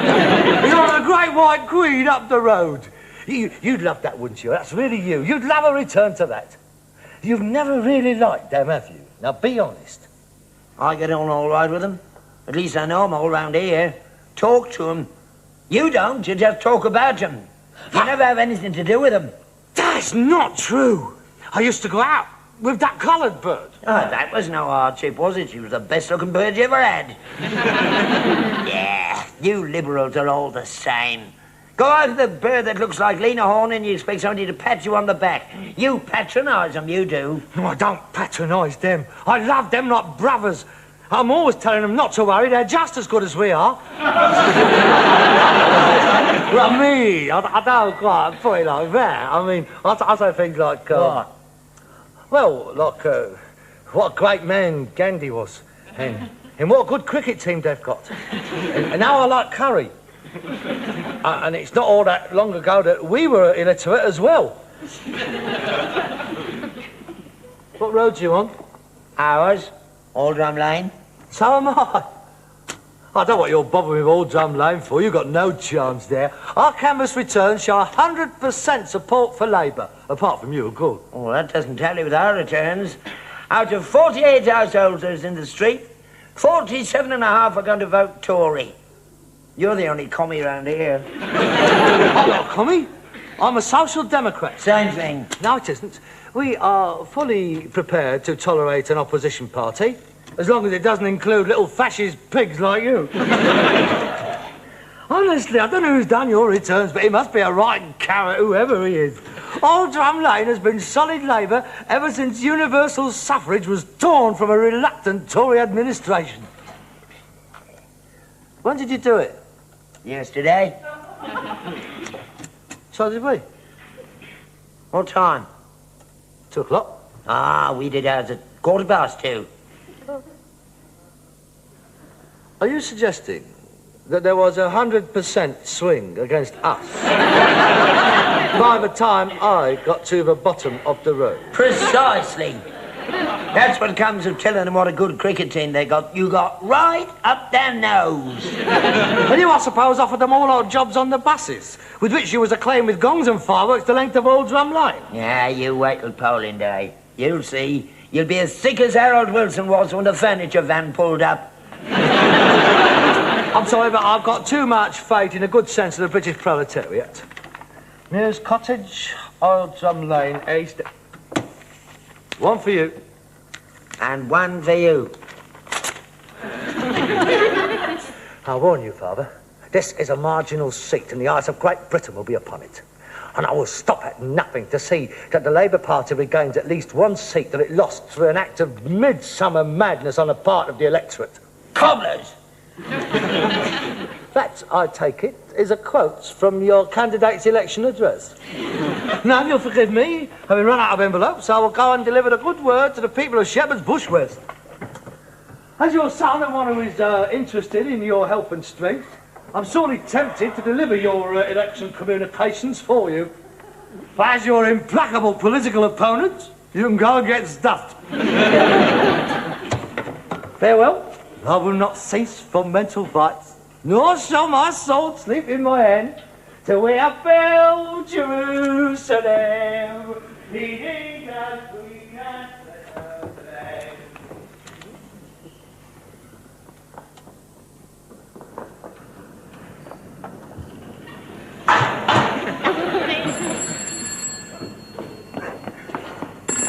Hello? Steptoe And Son? Best prices paid for old rags, wool and scrap metal, brass, lead, zinc, copper and tin. Houses cleared, no pianos, no builder debits. What? Who? The Conservative Party committee rooms.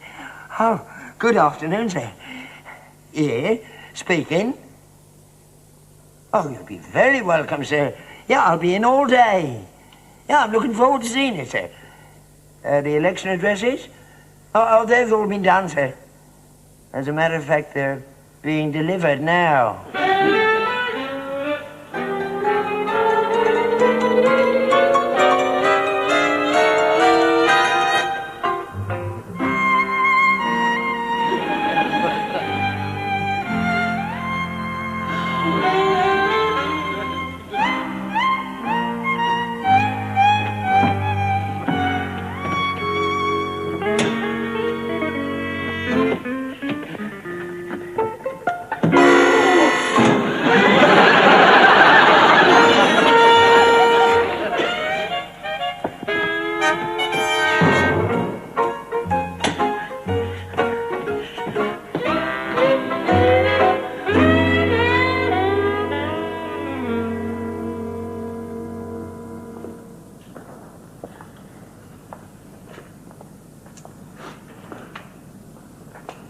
What do you think?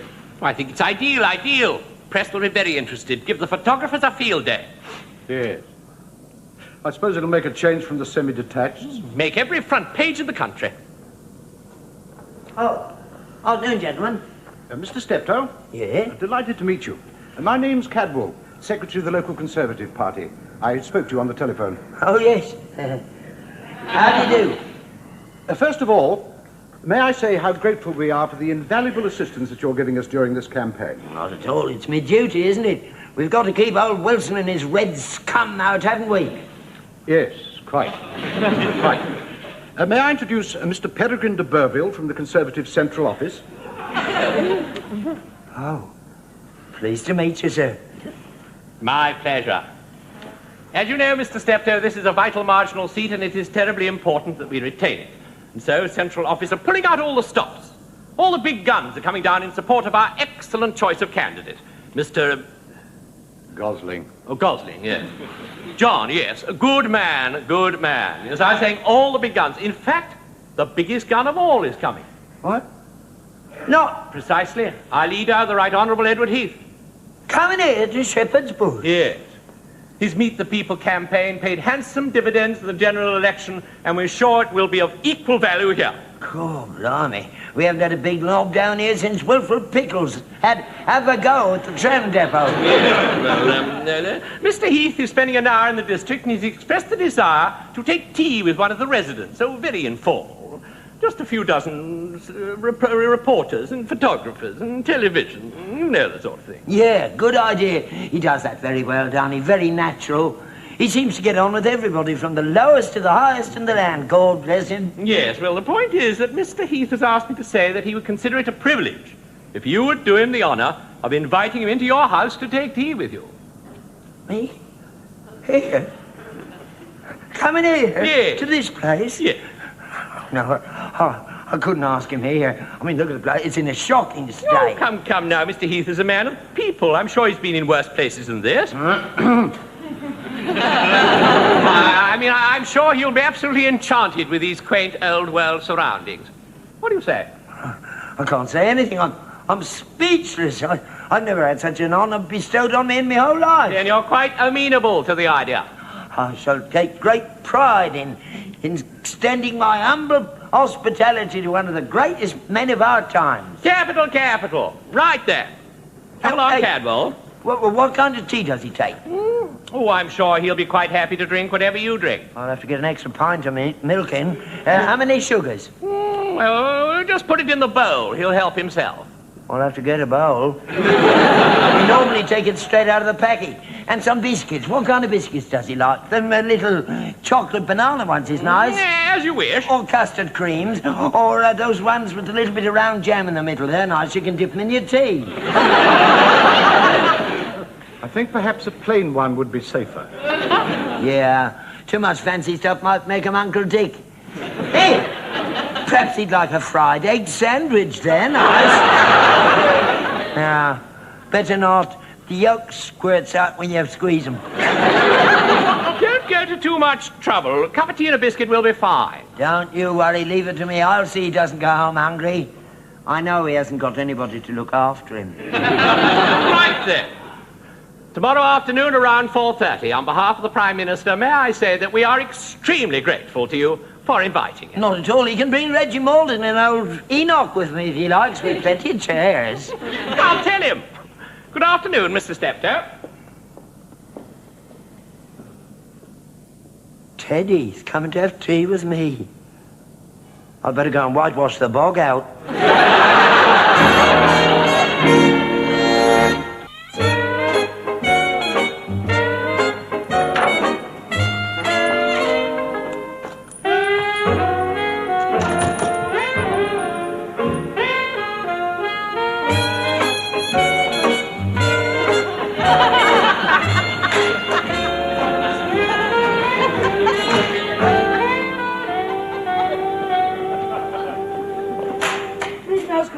Mind that door, the paint's wet.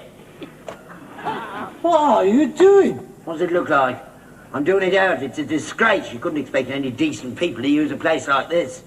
Well, you never bothered before. Let's take me home in time. I'll get you to hang one of them blue things down it. There you are. How's it look? That looks very nice. That looks better than my house. I think I'll move in here. You keep out here. You're not going to use it until after he's gone. You can use the one down at the underground. Oh, who's coming? Ah, we're having a visitor. Toilet paper? We've never had toilet paper before. Who is it? Who is coming? Wouldn't you like to know? The Yachting World? The London Illustrated News? The Organist Weekly? Who is it? Who's coming? Harold, we've been picked out. We've been honoured. I'll stop messing about. Who is it? I'll give you 3 guesses. The bank manager? No. The vicar? No. Rockwell Wells? I'll give up. Who is it? Ted Heath.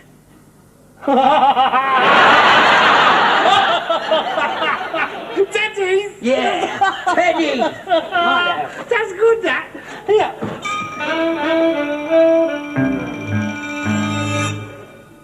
Ted Heath?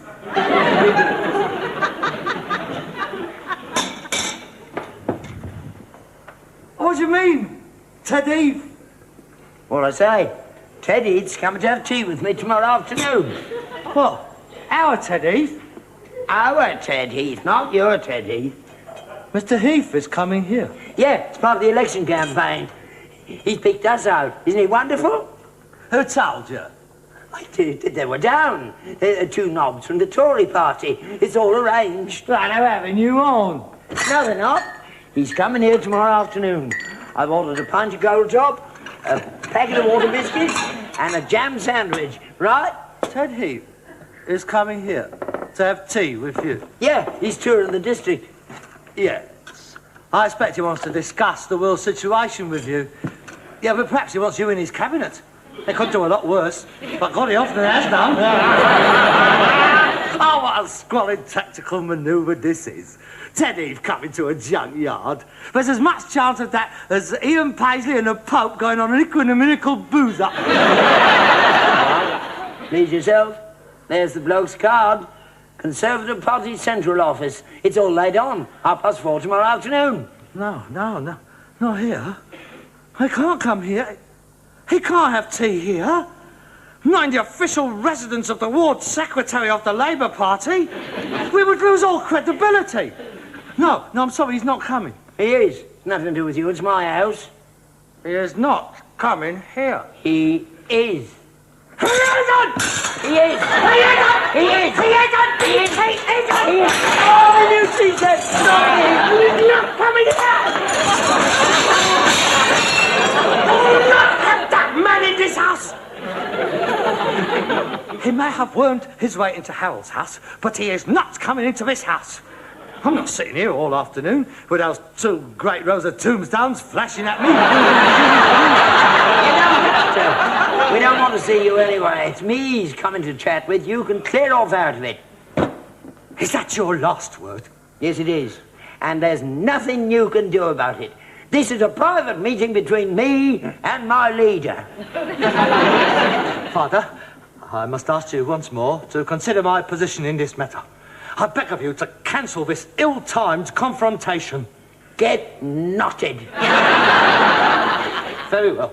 But I warn you, I will not take this deliberate slight and let it go unchallenged. I will not lie down before this act of naked aggression. I reserve the right to act as I think fit. What are you going to do? That is a matter between me and my conscience. You have been warned. On your own head be it. I'm going up to my room. I'm going to finish my article for the Clarion, attacking Mr. Heath personally for his ambivalent and negative attitude to the Concord cocker.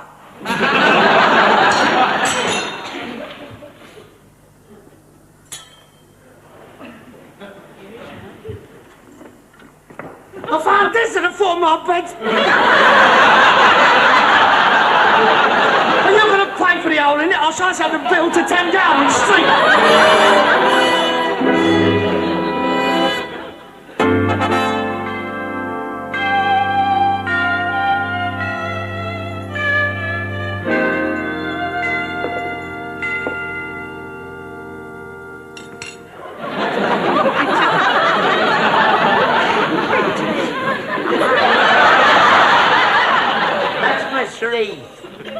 I thought you was going out. I've decided to change my tactics. I've decided to stay here throughout the entire audience, if it lasts very long, which I doubt. What do you mean? Well, there won't be any photographs in the papers. Well, not of him, anyway. What are you talking about? What are you going to do? I'm going to wait until the photographers is assembled in bed. It's up with the dressing gown. Mr. Heath is about to see his first full frontal nude. You wouldn't do it, Harold. Wouldn't I? I intend to sit here throughout the entire visit, stark naked.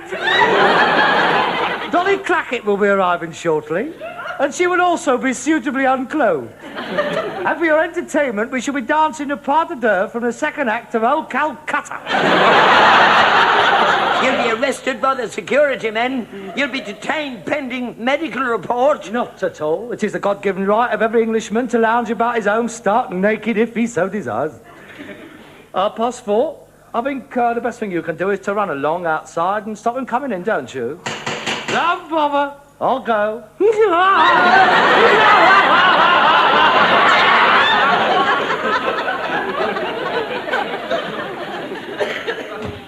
Oh, good afternoon. Is Mr. Albert Steptoe in? He is. Peregrine de Burville, Conservative Party Central Office. Oh, I'm in a great hurry, so I won't detain you. Would you please tell Mr. Steptoe, unfortunately there's been a change of plans. The Prime Minister won't be able to visit him this afternoon. Oh, he's in the area, but he's so far behind schedule, it'll be quite impossible for him to come here. I've never seen so many crowds, it's absolutely horrendous. Please convey my apologies to Mr. Steptoe and thank him for all his efforts. Good afternoon. Just a minute. I mean, you do appreciate that he has been put to a lot of trouble, a lot of hard work. I mean, there's the decorating, my carpet. He's let out a fortune on the grub alone. I mean, Fortnum and Masons and Harrods vans have been arriving all morning. He must have laid out 60 quid at least. Yes, but I specified just tea and biscuits. Oh, come on. Your party's not hard up for a few bob, is it? I mean, blimey, Watney's alone gave you 20 grand. You haven't spent all that, have you? Yeah, what about ICR? How much did they send you? All right, all right. Send your bill in to me. Certainly, thank you very much. Oh, may I use your lav? Beg pardon? Toilet. Oh, the water closet. By all means, help yourself. Not in here, out there. I'm afraid the affluent society hasn't caught up with our part of the world yet. Oi. Oh, thank you. Not at all.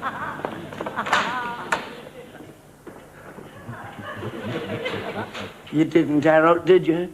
Not in front of Mr. Heath. No, your embarrassment has been spared. He's not coming. Not coming? But I've spent a fortune on all this grub, and I even went so far as... all right, they're sending you 30 quid to cover it. I'm sorry he's not coming, really. This would have been one visit he wouldn't have forgot, I can tell you. Dolly Clackett had one or two things worked out I haven't even thought of in Broadstairs yet. And I've got this... Oh, God! Don't pull the chain! Don't pull the chain!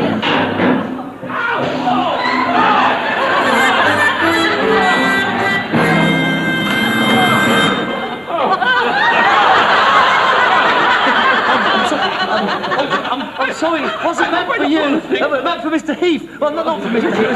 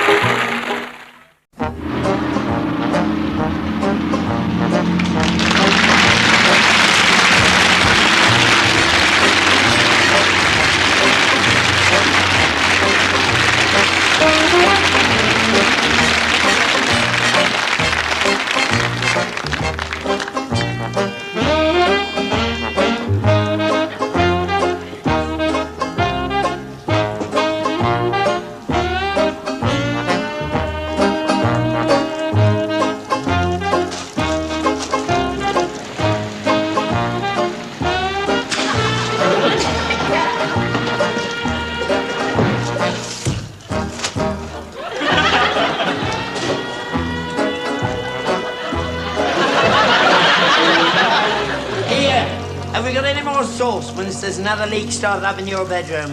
That bleeding motorway! It's shaking all the tiles up through. There's water coming in everywhere. Oh, don't go blaming the motorway. It's been falling to bits for the years, this place has. Yeah, well, it's worse now, isn't it? If everybody had them 33-tonners on the road, we'd have had it. I mean, that's it. We'd have the diggers out. We'd be buried right underneath.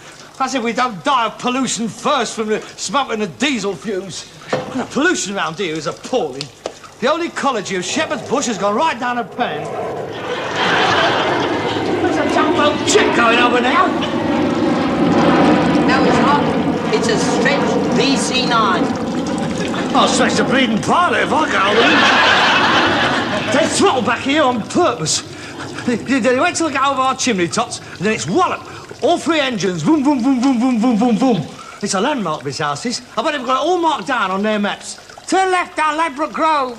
Throttle back over Old Drum Lane. It's diabolical. Look at that. There's waves on the goldfish bowl. Ah, we're lucky we don't live in Hounslow. 1,000 foot lower over there. Look, if I lived in Hounslow, mate, I'd have 4 barrage balloons up above the backyard. What about that saucepan? We ain't got any more saucepans. We're using them all. You take the kettle. Aye, that's not going to be any good. It'll never all go down there. Well, take the lid off, you fool. Oh, yeah. Good idea. Listen, you get worse as you get older. Well, go on, hurry up. My bed will be floating down the road in a minute. Oh, God. Honestly, those underdeveloped nations, they don't know what they're missing.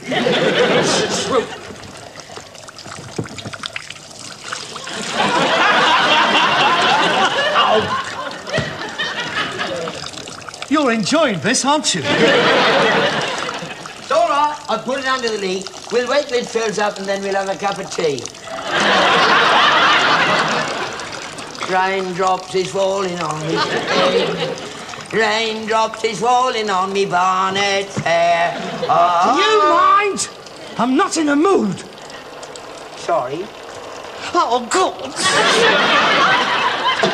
It's no good, Father. I'm not putting up with this any longer. We've got to get out of this place. Oh, no need to do that. There's nothing wrong with a bit of patching up, wouldn't put right. Patching up? I've patched up everything in sight in this house. I've been patching up the patches for the past 25 years. Where did I spend my 2 weeks holiday this year? In the loft. That's it, in the loft. 2 solid weeks. I'm the only bloke here who finished his holiday whiter than what he started off. I mended all the roof. I mended all the chimney stacks, right? I replaced the guttering. I renewed the flashings. 3 oil tankers go past and boom, we're right back where we started. It's a wasted game, this is, mate. Let's abandon the place. Let's flog it while it's still standing. Flog it? Yeah. We could put the money down as a deposit on a new house. I mean, if we don't hurry up, we'll have nothing left. We'll own the freehold of 33.5 tons of hardcore. Harold, I don't think I want to move. I was born in this house. I always thought I'd like to die here. Well, you stay here. It's going to be sooner than you expect. Maybe not far from the BBC, yeah? They could flog it to one of them puffy producers. If they jump at a place like this, it's dead handy for them. The television centre's only half a mile up the road. Yeah, and we still get a rotten picture. Anyway, where could we go? Anywhere, as long as it's away from this place. Oh, no, Harold, I don't know. It's a big step. Besides, I like it here. But I don't. I'm sick and tired of walking around all day with an hammer in my hand. I'm sick and tired of all my suits turning green. I'm sick and tired of keep picking up the wallpaper. I won't be dry for once. I mean, every time I stand in front of the fire, you can't see me for all the steam coming out of me trousers. I mean, I want a bit of comfort, Dad. I want to be able to open a window without the frame falling out. I want to be able to slam a door without ducking. I want to be able to go to bed without my overcoat on. There's not too much to ask, is it? I'm too old to move on. You can't pull up your roots at my time of life. All right, then. I'll have to lay it on the line. Either we go together or I go on my own. I'm not having another winter in this house. It might be all right for Jack Cousteau, but I'm not having it. You can please yourself. I might have known as you'd come to this one day. I always knew you'd go off and leave me alone in my old age. You're selfish, that's what you are, selfish. Dad, I am thinking of you as well. Imagine not having to go out on a winter's night for a leak. Central heating, a bath, a garden of your own. Ah, I have always wanted your own garden. We could have a little gnome's pond and a row of concrete ducks marching across the lawn. What do you say, Dad? Let's do it before we're too old. Oh, well, I suppose if we got somewhere nice, nice friendly neighbours, it mightn't be so bad. All right, Harold, if this is what you really want, I won't stand in your way. Hey! You won't regret that, I promise you. We should have done this years ago. Look, I'll get in touch with the estate agents, see what he's got on the books. Here. Where's the goldfish? Hey? Charlie! Charlie! Charlie, where are you, Charlie? Ants eggs, Charlie, ants eggs! Charlie! Ants eggs!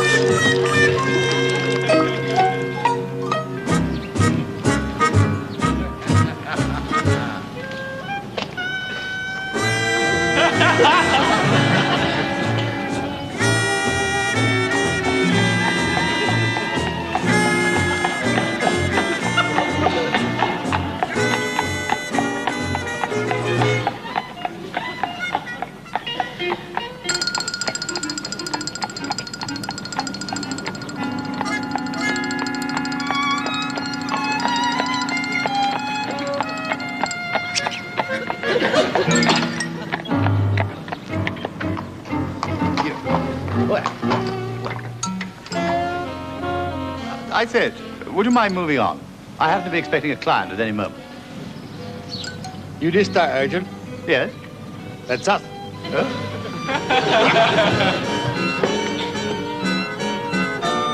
How do you do? Charming horse you have there.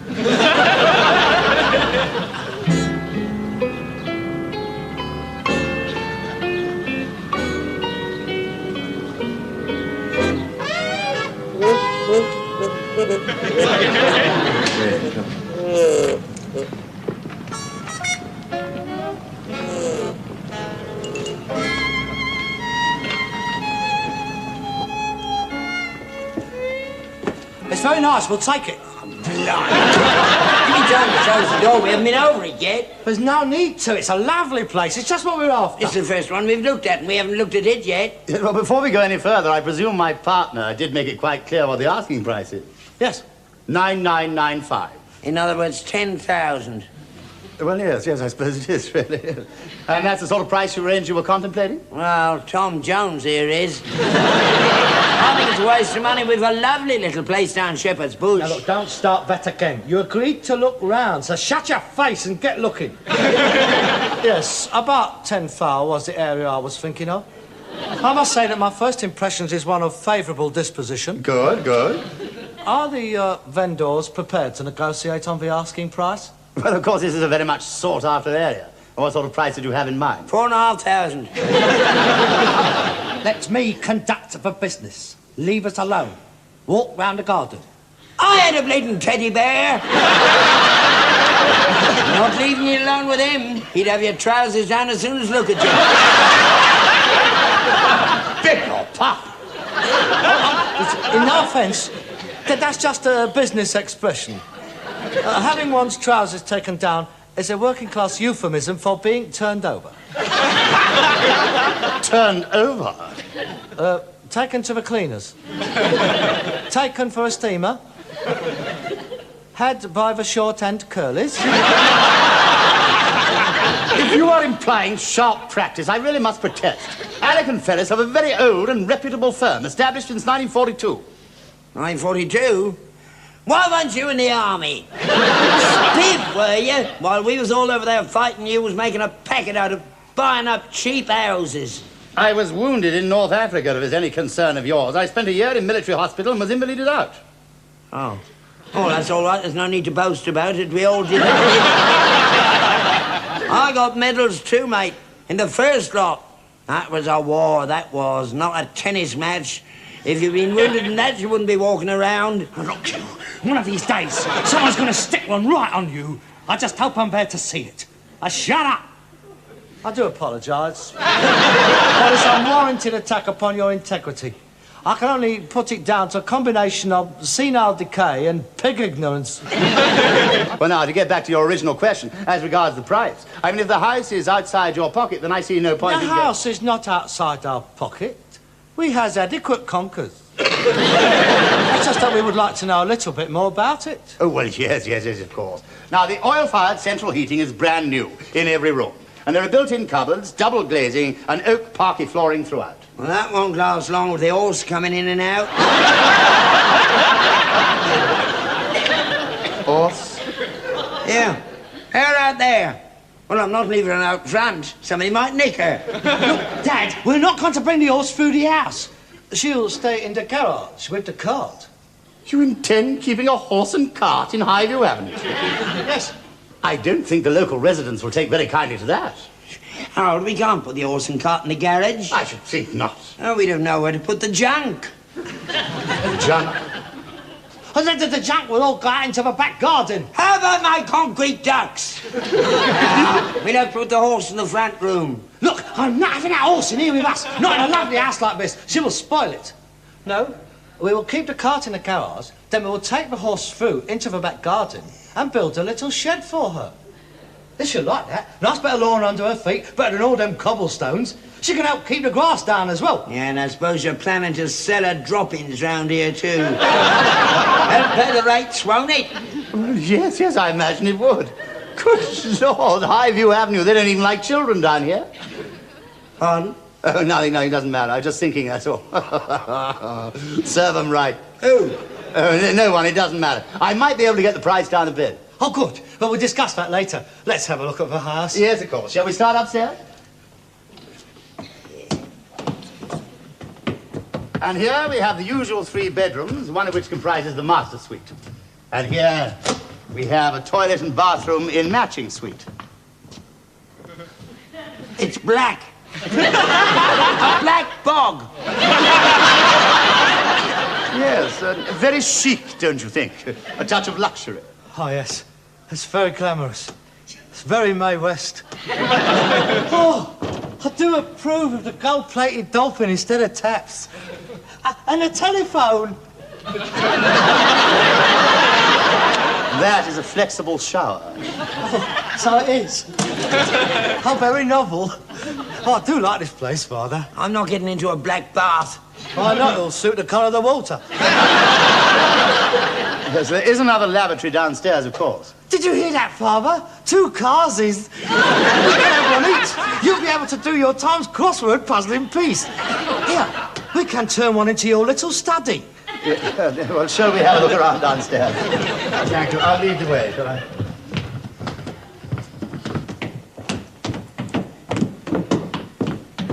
And here we have the kitchen. Oh, yes. Very modern. Very Californian. Well, everything is built in, as you can see. The refrigerator and the cooker are included in the price. Of course, there is a double sink unit and a waste disposer. What's that? That saves using dustbins. You see, all the spare scraps of grub which is left on your plate, which with your cooking is considerable, you scrapes into that. Oh, it's marvellous. It grinds all the bits of bone and meat and gristle into tiny little pieces. Then you turns the tap on and it flushes it all away. If you're not careful, you'll be the first thing down it all. Here we have an eye-level grill, a plate warmer, and a smell extractor. We're going to need that. Well, shall we? This is the through lounge. Oh, yes. What a lovely size of a room. Oh, man, can really stretch in a room like this. Oh, it's going to be a pleasure to bring the crumpet home to an home like this. Where's the front room? You don't have a front room, not in a modern house. This is the front room and the back room. It's all one room. I don't like that idea. Where do you put your dead bodies when you got a funeral? What am I thinking of things like that for when you're buying an house? Oh, ain't you morbid? I mean, what do you need a special room for that for? God blimey, there's only 2 of us. It won't be used very much, will it? It's important to have somewhere to be laid out. Don't worry, when you go, I'll find somewhere to put you. I'll bang you in the black bath. I must say that I like it, Mr. Ferris. I don't think we need to look any further. Well, of course, it is very ideally situated. The amenities are first class. There are 3 very good private schools in the area. A swimming pool, soft and hard tennis courts, excellent riding on the common, a superb golf course, and, of course, 3 churches. Never mind all that. Where's the nearest boozer? I think most of the local residents use the tennis club. Do they have a knees up of a Saturday? I should think that's hardly likely. Father, we are moving into a new milieu. If you try and start a knees up down the tennis club, you'll go straight into the waste disposer. All right? You have convinced me, Mr. Ferris. We'll take it. Capital, capital. Well, I'm sure you'll both be very happy here. I'll have the contracts drawn up. Completion should take place before the end of the month. Well, the best of luck. It's been a pleasure to do business with you. Thank you. Well, after you. Oh. Do you mind? Oh, just a minute. I'm going to nip upstairs and splash me boots. It's just nice to christen a new house.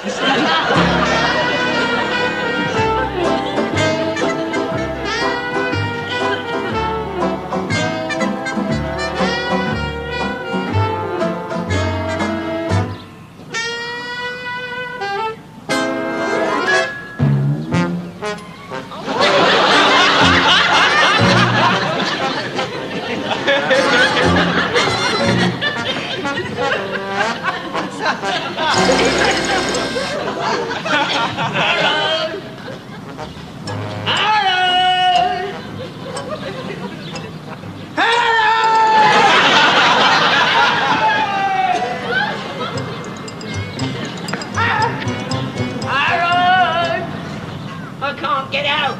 I'm locked in the carsy.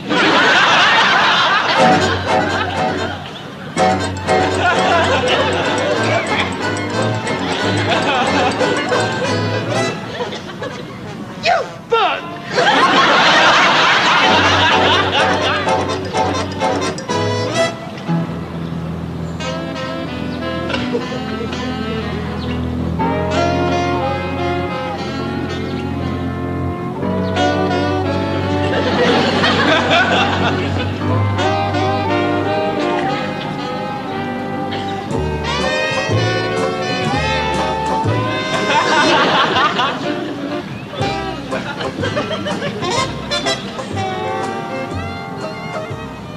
Hello, love. You're moving in next door. I'll be home all day if you get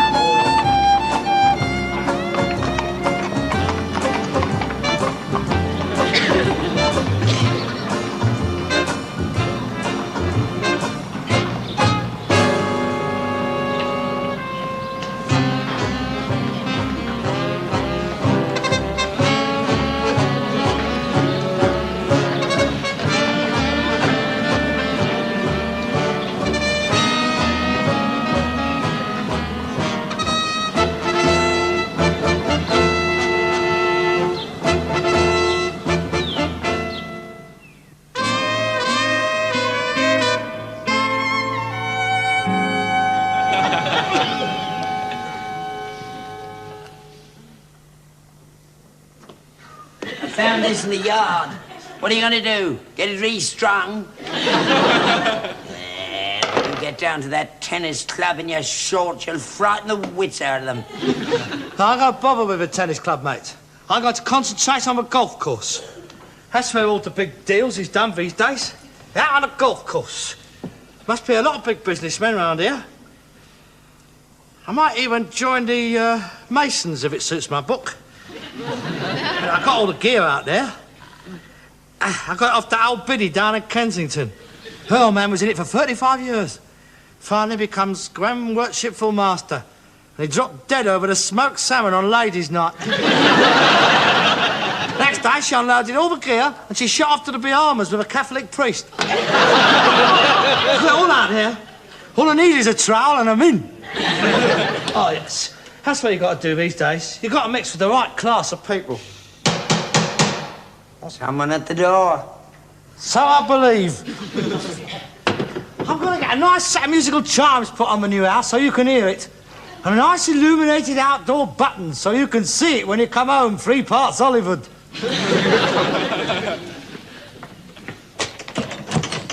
Good afternoon. Mr. Steptoe? Yes?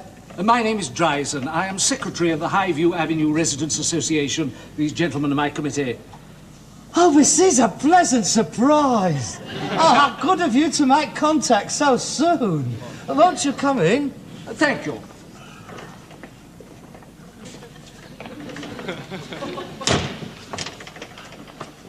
Father, this is the Highview Avenue Residents Association. This is my father. Yes, we did notice him yesterday. We understand that you intend purchasing Torremolinos.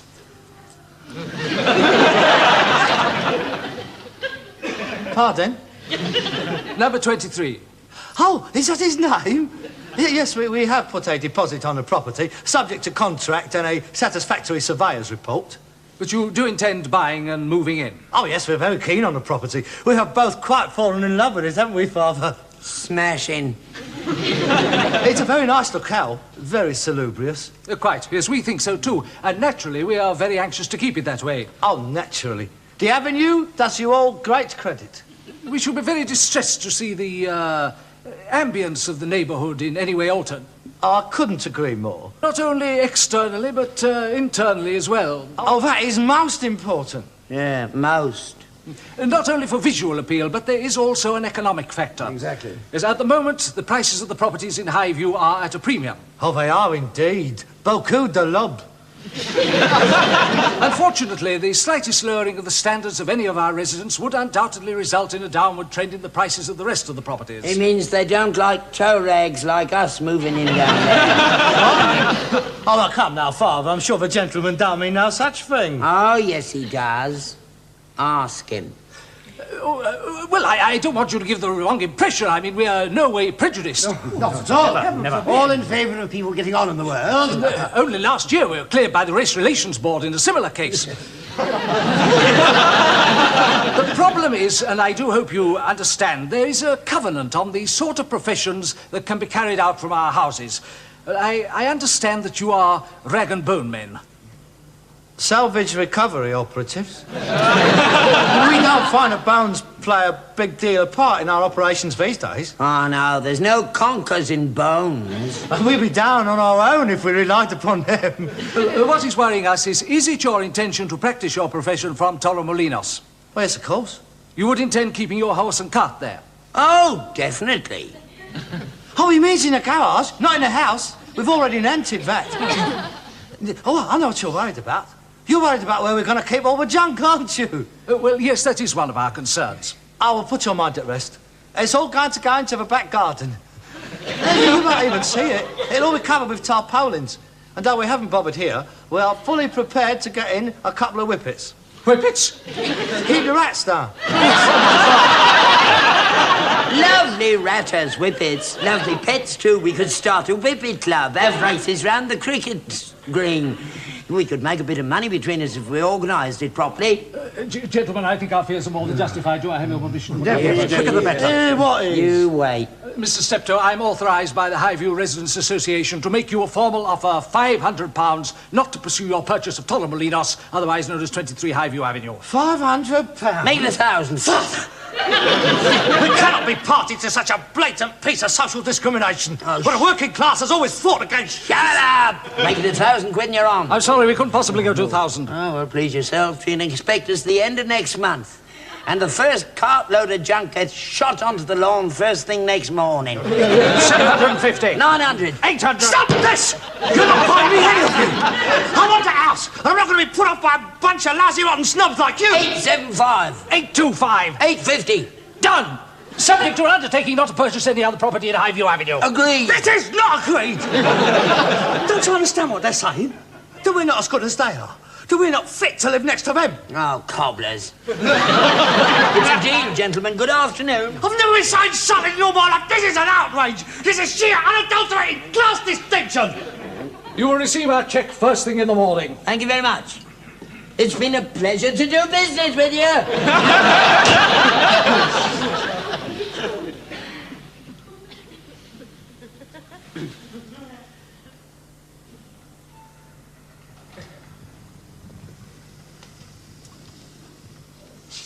How could you do such a thing? How could you sell yourself so cheap? How could you do it? I just don't know. Have you no pride? We just made 850 quid for nothing. Hey, the whole thing, it's immoral. No, of course it's not. They were quite right. If we'd moved in there, the properties would have gone down. Nobody would have spoken to us. Everybody would have been dead miserable. This way, they're happy, and we're happy. Well, I'm not. Well, then you're a fool. 850 quid, we can put it in this place. Get a much better price for it when we sell. If we're going to be classified as social lepers, we might as well cash in on it. Classified as cash in? You little stupid man. £850 won't go nowhere in here. He needs a couple of thousand spending on it at least. Yeah, I know. I thought of that.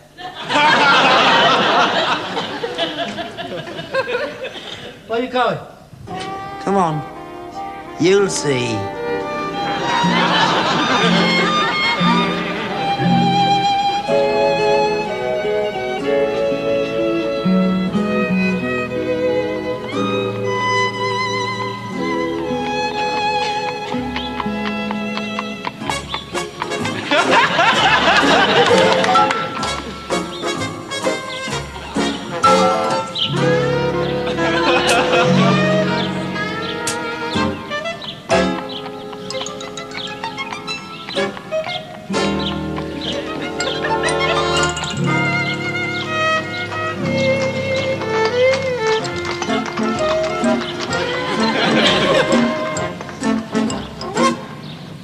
I say, can't you read? This is a private road. Clear off. Mind your own bleeding business. This is Willow's End, isn't it? Yes, it is. Then that is no way to speak to your new neighbours. New neighbours?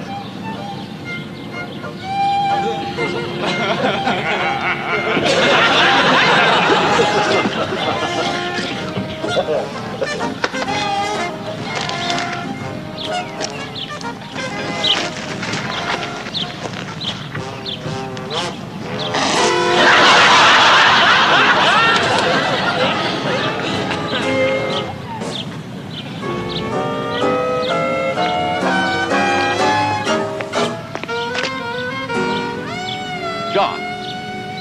Bill, Tony, come here.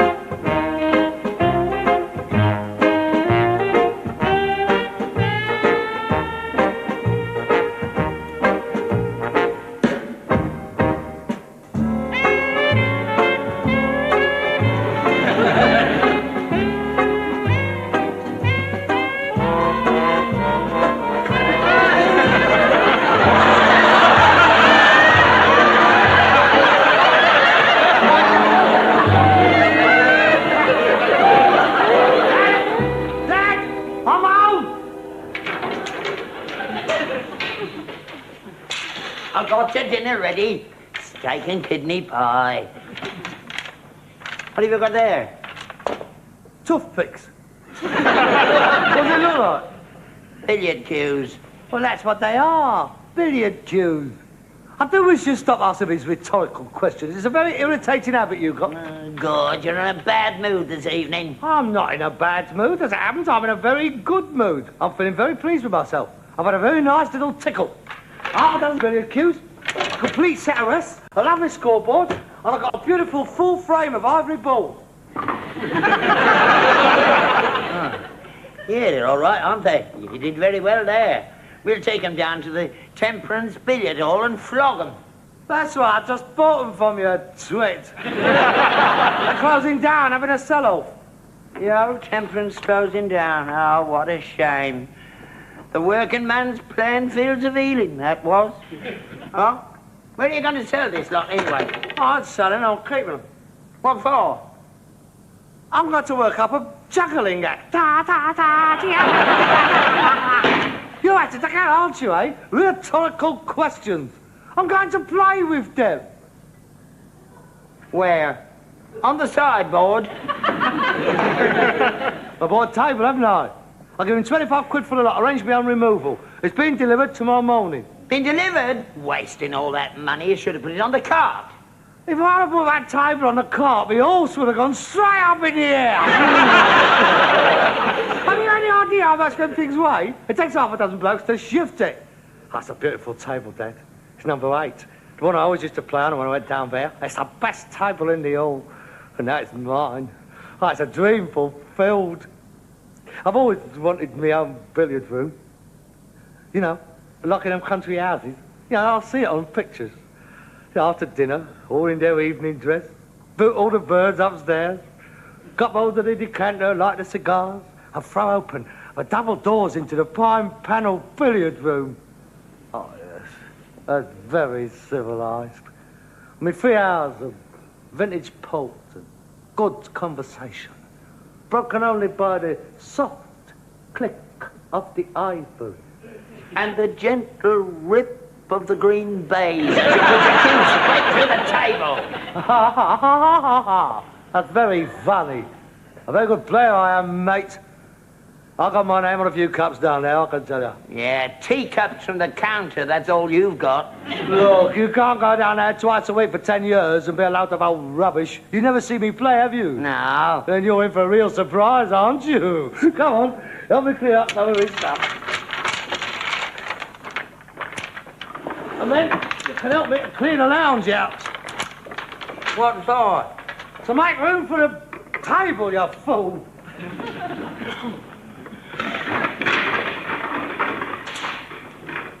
You're not bringing that table in here. This is our lounge. It was. It is now my billiard room. There he is. My last opponent, still patiently waiting for his You're potty.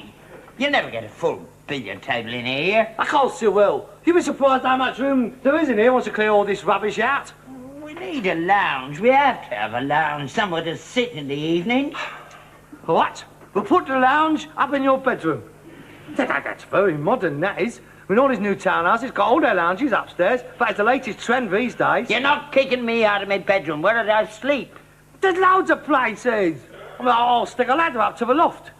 Oh, you can go in that little cupboard under the stairs. You've been there before, very warm, you said it was.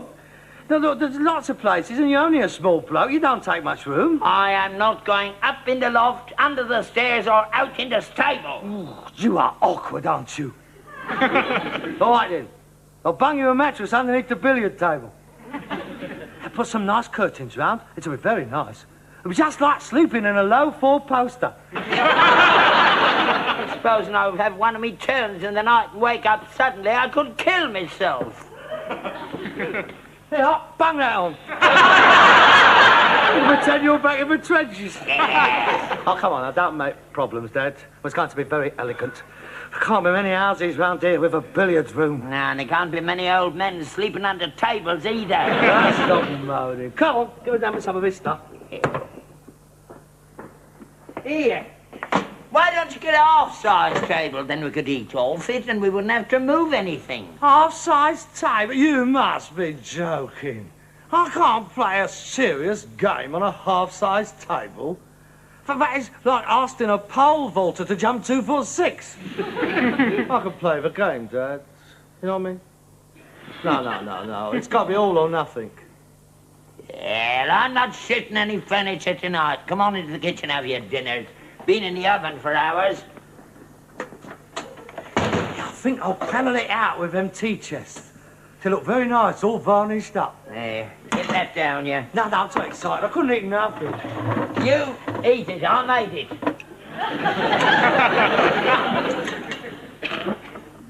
Steak and kidney pie. Lovely.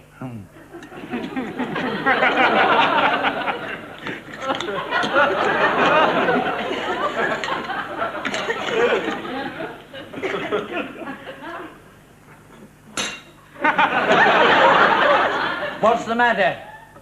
I think I've lost a tooth, that's what's the matter. Oh, isn't it? This isn't one of mine. You've done it again, haven't you? You've been decorating that pie crust with them old teeth of yours. Oh, they give it a nice pattern. It's like Mrs. Lovett's pies. You'll be finding fingernails in them next.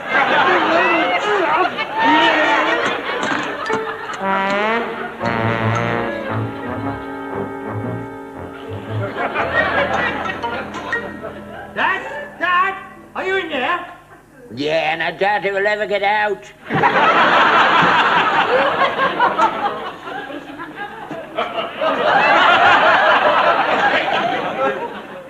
Oh, my God.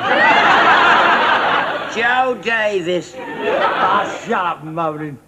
You look like Tutankhamun buried with all his treasure. I think I'll warm you up in the morning. Hello? Hello? Yeah, hang about.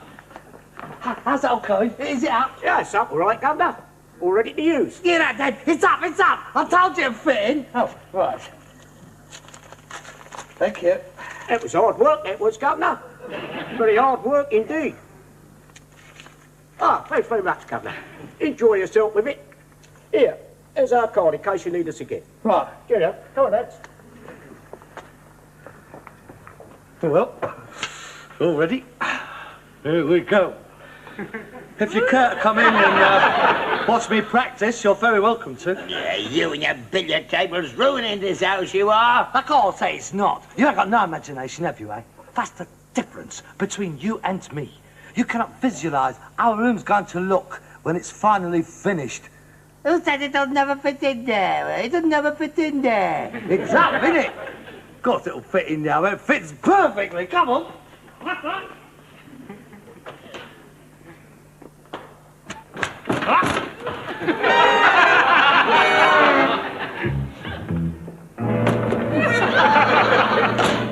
Ah, that's nice. That's very nice. Good job you didn't paddle out the room. We'd never have got in. Shut up. But, let's try the cloth hat.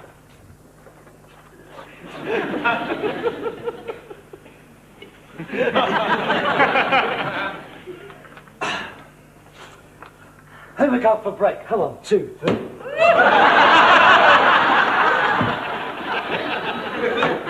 This queue seems a bit long. I've got some chopsticks in the kitchen. You might.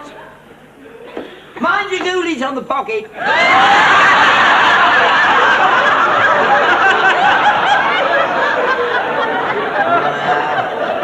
I hope you're satisfied. I told you to never fit in. Fit in? That's a bit cramped, that's all. But that's nothing that a few minor structural alterations won't put right. Such as? Well, we can knock the kitchen out and bring the end into play. Then, if we take this wall out here... The house will fall down. And the house will... No, it won't. We'll put an RSJ to support the roof, and there you go. It'll be much better. It'll make the whole of the ground floor into one big room. It'll be easier to drill holes all through the walls, stand outside and poke your queue through. I'll poke my queue through you in a minute. But I didn't expect it to be perfect first time. I mean, it's bound to be one or two things wrong. But I mean, there's nothing to do we can't put right. I mean, at least now we know what is required. I mean, it doesn't matter, really, to a really first-class player. It is simply a question of bringing the cue ball back to a position again where you can clobber it again. It's very simple if you know the game. All right, then, go on. Let's see you.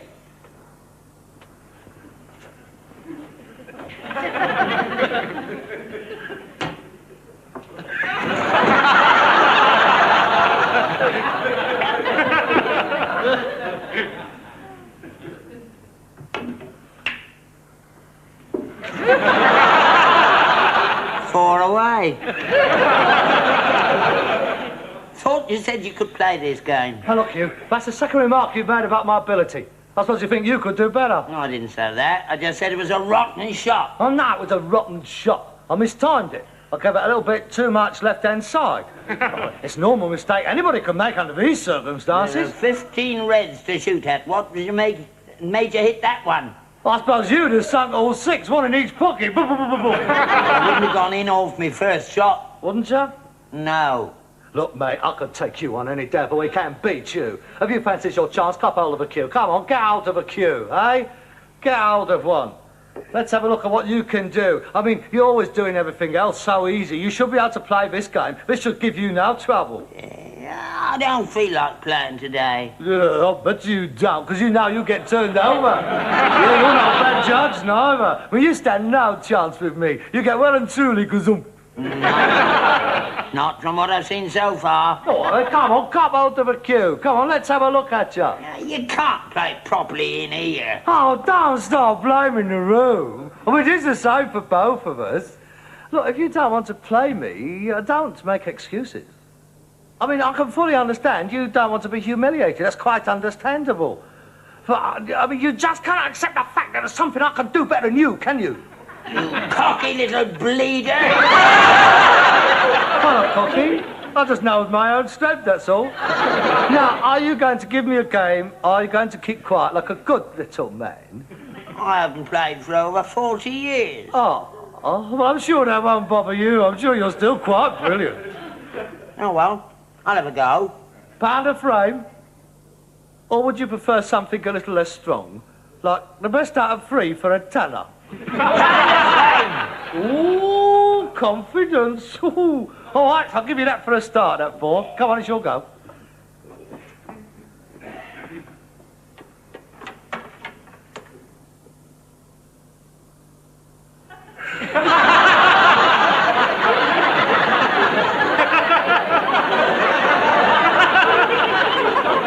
Let me do it.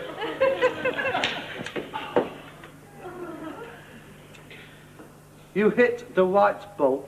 Oh, no!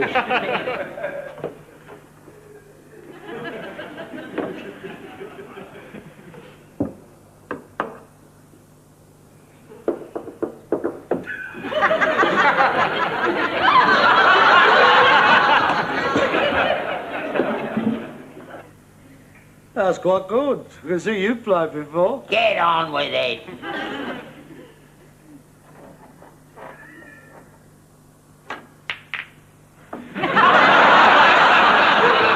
Four away.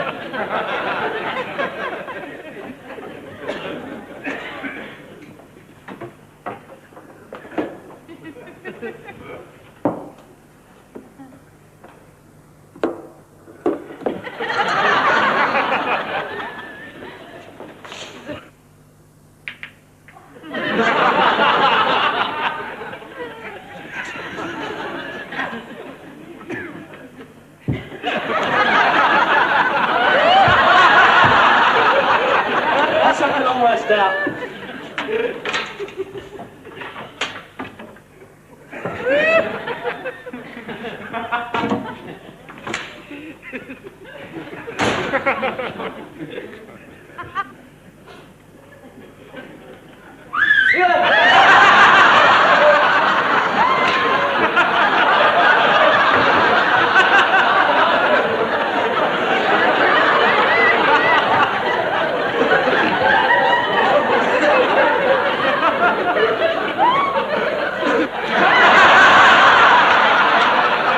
Four away.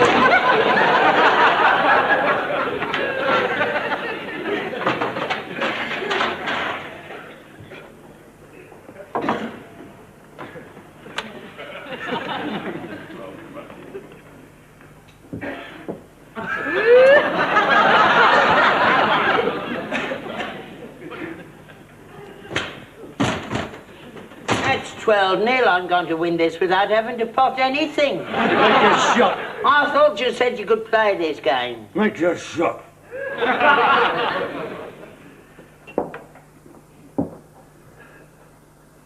Oh, there's one. I didn't see that one.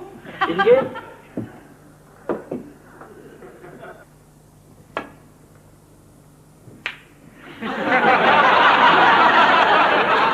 I can't see how you didn't see that one. One to me. Black. I didn't see that one either. I have to keep your eyes open in this game, mate.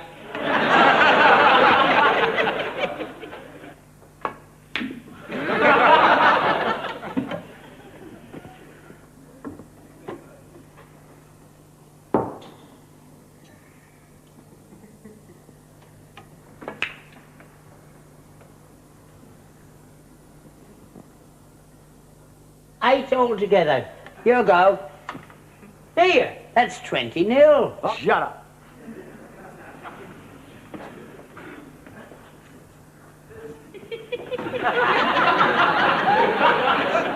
You don't leave much, do you? And that's the object, isn't it?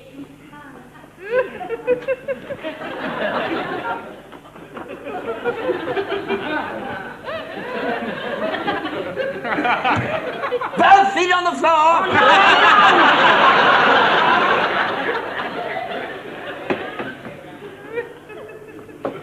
Give me the short cue. We haven't got one.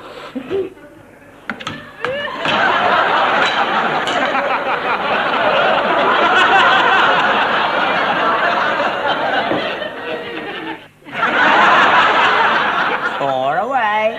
Oh, it's bloody ridiculous. You can't play now. Well, it's the same for both of us. No, it ain't.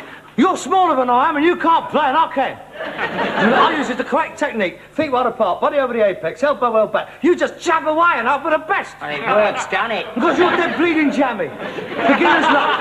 Yeah, rubbish. They're all played for, my shots. Look, you got 24 points, 16 of which I'll give you. Yeah, you're a rotten player. I'm not a rotten player.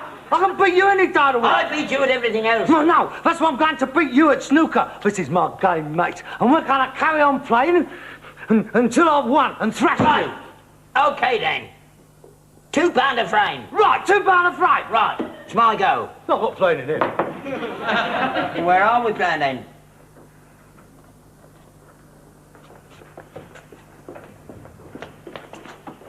Morning out. Ooh! Ooh!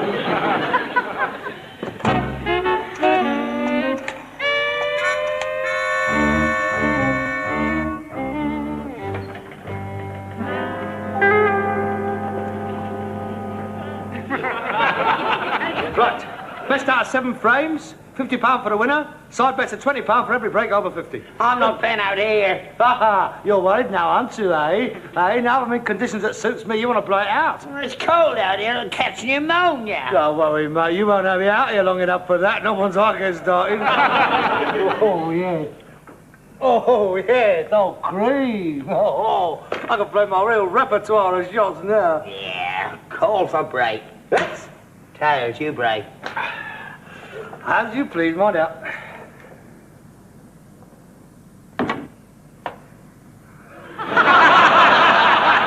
All away.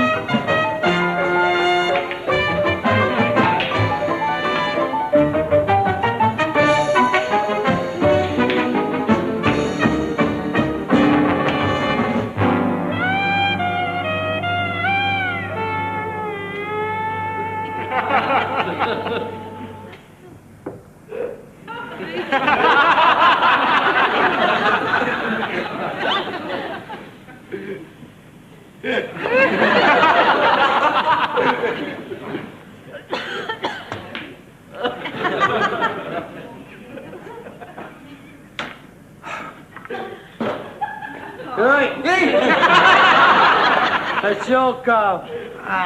Let's turn it in. It's 3 o'clock in the morning. No, Not to beat you, I'm gonna beat you. It's daft, Harold. Not to me, it ain't. It's only a game. What does it matter if I'm winning? It matters to me. All my life it's been like that. But I'm going to win this time. You've been lucky so far. But it can't last. It's got to run out. And it's all down to skill. I'll make a shot.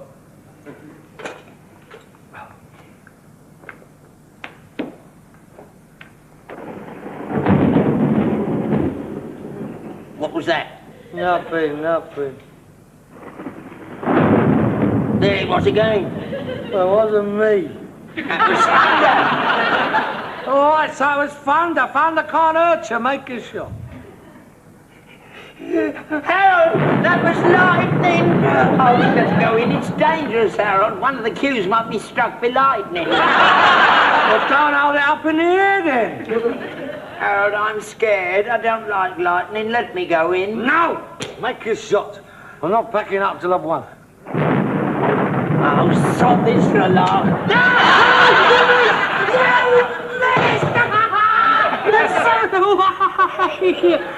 You can't have to catch up with me now. You're 10 behind. You've got to do it on the black. Well done. I'm going in. Come back here, you ain't finished yet. Yeah, come back here, you. You ain't finished. That's 3 games all. It's all down to the last frame. I'm not playing in a thunderstorm. Oh, yes, you are, you know. You're rot set in now. That was a terrible shot, that last one. I've got you right on the run. Come on. You're not getting out of it now. It's raining. We can't play in this.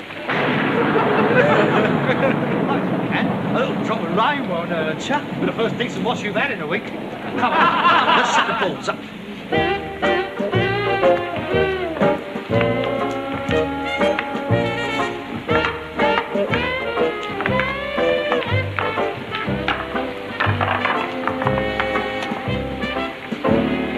Oh, that's great, isn't it? I've only just set that up. And I felt fast on you, don't I?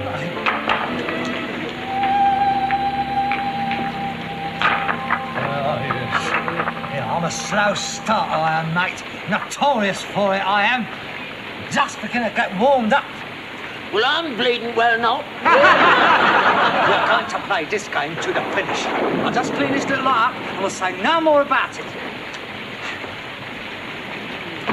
Right. You break.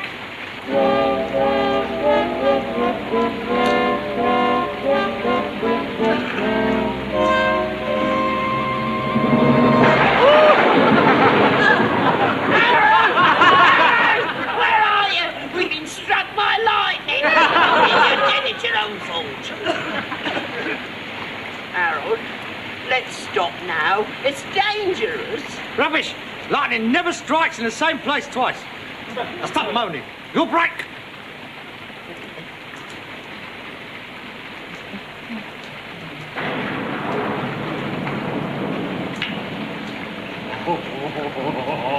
I'm going to rub your skinny little nose in it now.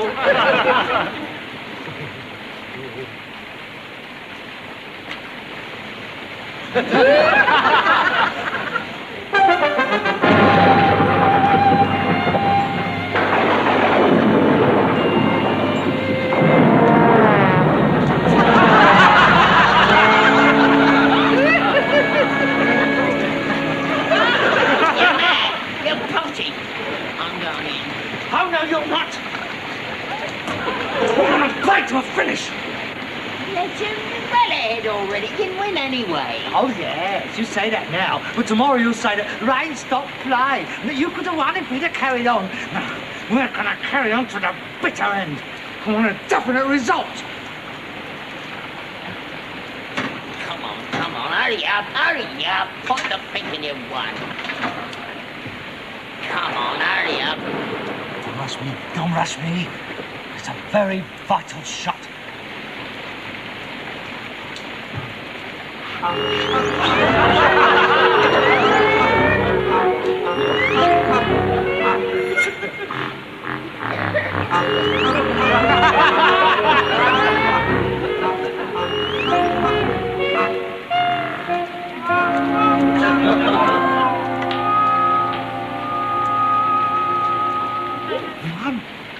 I won!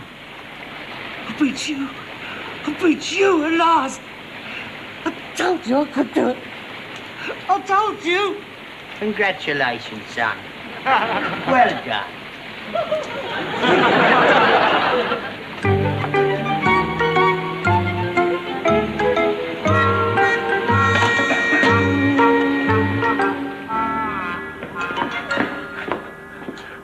Oh, that's happening. I bet you. You certainly did. You played very well. Yeah, well, I got a natural aptitude for games, haven't I? God, you must be freezing, Dad. Here, I can't make a nice hot cup of tea laced with some brandy, huh? I'll tell you what, I'll give you a few lessons tomorrow, show you exactly where you went wrong. Thank you very much, son. I don't suppose I'll ever be as good as you are. Well, no. I don't suppose you will be. But you'll gradually get better. And if you can play a bit, it'll make things much more interesting for both of us. Go on then, you go and put the balls away and cover the table with a tarpaulin. I'll go and put a kettle on, all right? All right, champ.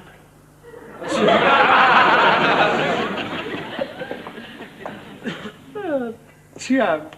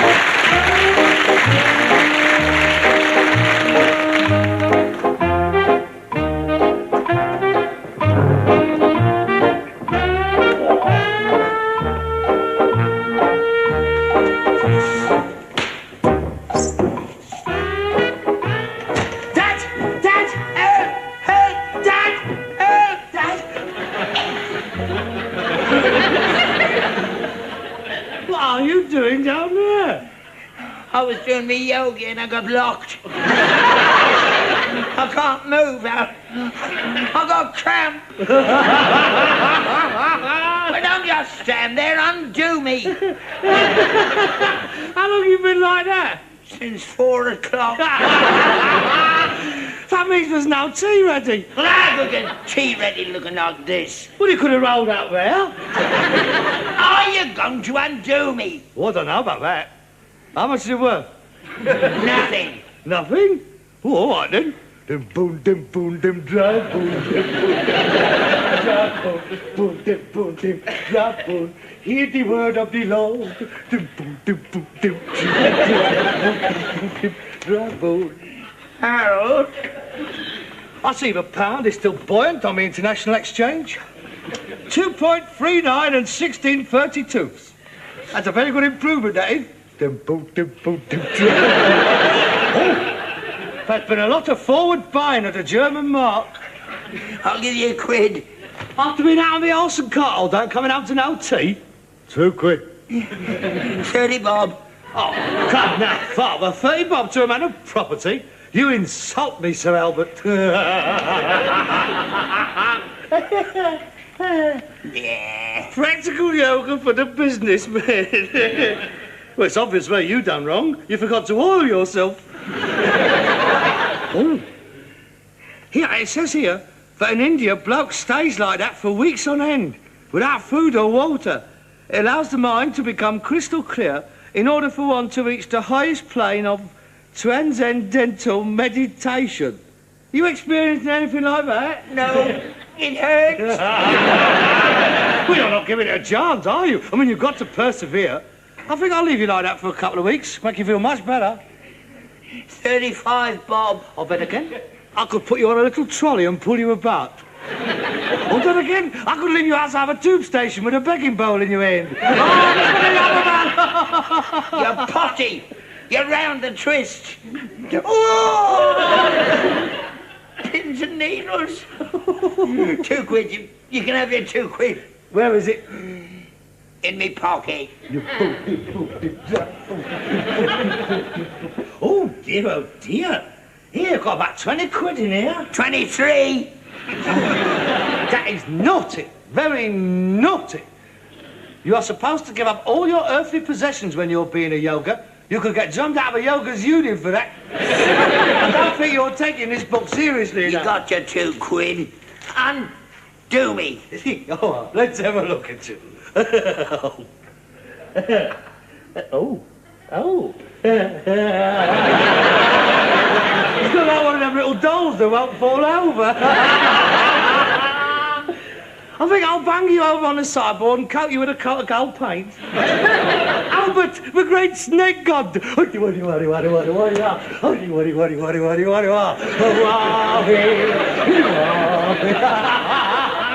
Oh, great God, Albert! We bring thee here!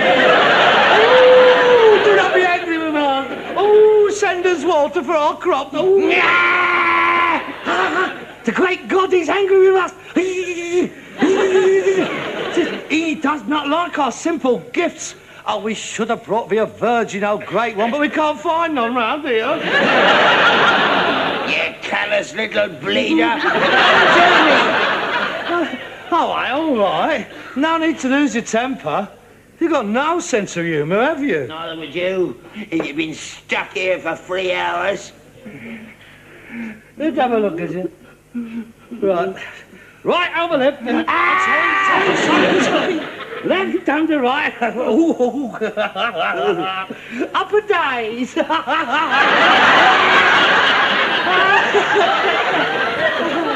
Never please. In the red corner, we have the ABA heavyweight champion, the Great Britain, Albert Steptoe, the White Panther. At the weigh this morning, Albert Steptoe scaled 5 stone, 3 3/4 ounces, soaking wet. Give off. Oh, you can do it, champ. Don't worry, you can do it. If you wins this one, you can take off your vest and turn professional. Leave off. I can rub my own legs. What's the matter with you? What's got into you? You're behaving like a 5-year-old. I'm happy, that's all. Life has smiled upon me at last. Oh, God. Another bird. No, it's better than that. Business. The winds of change is a-blowing through the yard. For the past few weeks, we has been becalmed in the doldrums. But now the glass is dropping. And we're going to go out in along through the roaring 40s. All sheets to the wind. You've bought a boat. I haven't bought a boat, you fool. I've had a tickle. What do you mean? Well, while you've been sat here all afternoon contemplating your navel, I have in the course of business, purchased for the niggardly sum of £7.10 the most exquisite example of the cabinet maker's art that's ever come into this yard. Eh? Where is it? Stay, sit.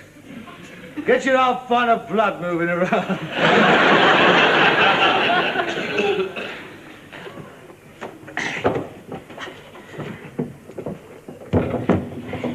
Ta-da!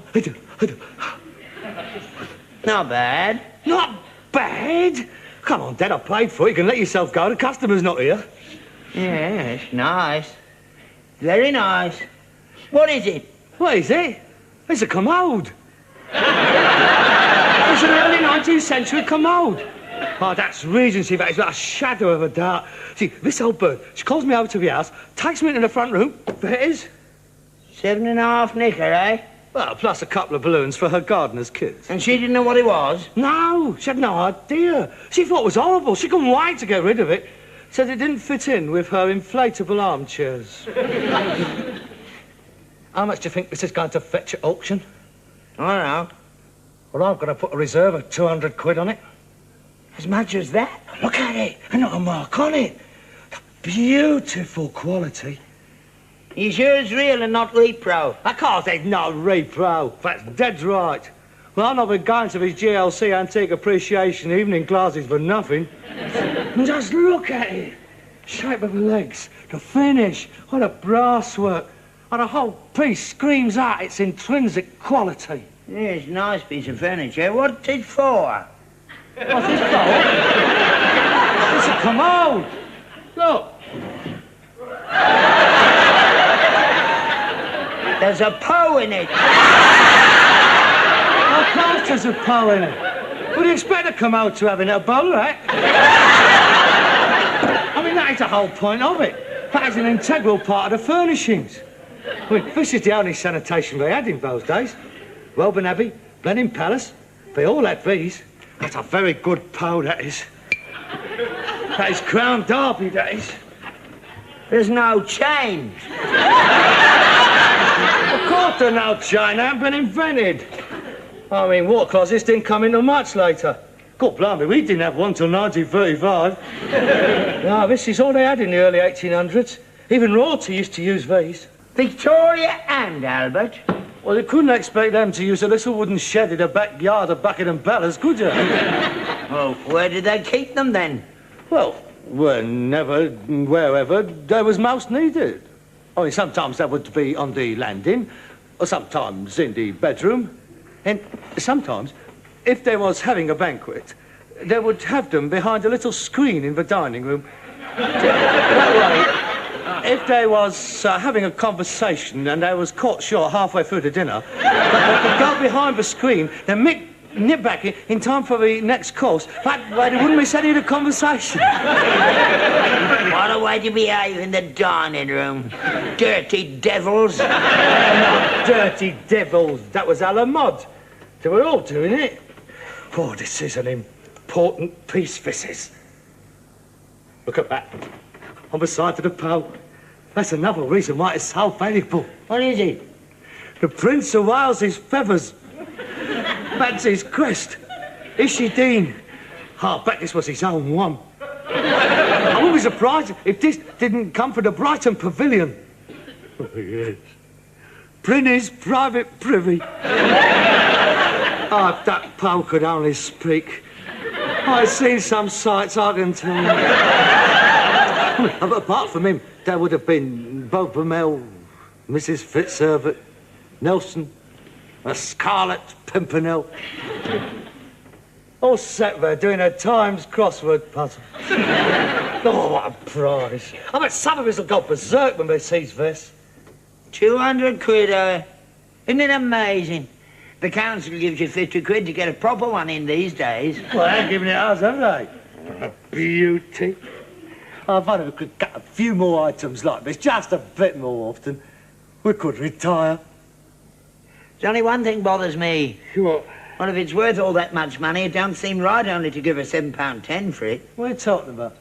Steptoe and Son have always had a reputation for fair prices. That's how we've got such a good name in the business. And that's why we've got no bleeding money in the bank. It's dog in this world. Do unto others before they do unto you. Well, I think it's bordering on dishonesty, and I don't like it. Well, nobody cares what you like. This is mine. Your turn.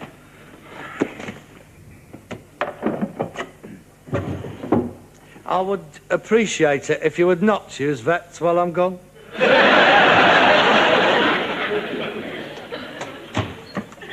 Afternoon. Ah, good afternoon, Mr. Steptoe. Yeah.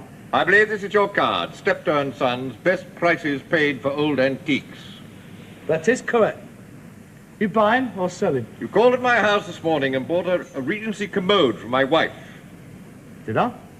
I think you did. £7.10 you paid her for it. Yes, well, I did purchase an article of furniture which might or might not be, period. Well, it is. Well, that remains to be seen. Is there something wrong? Yes, there is. I'd like to discuss it with you. May I come in? Well, yeah, by all means. In there. Oh, there it is. Thank God you haven't sold it. I'm afraid there's been a mistake.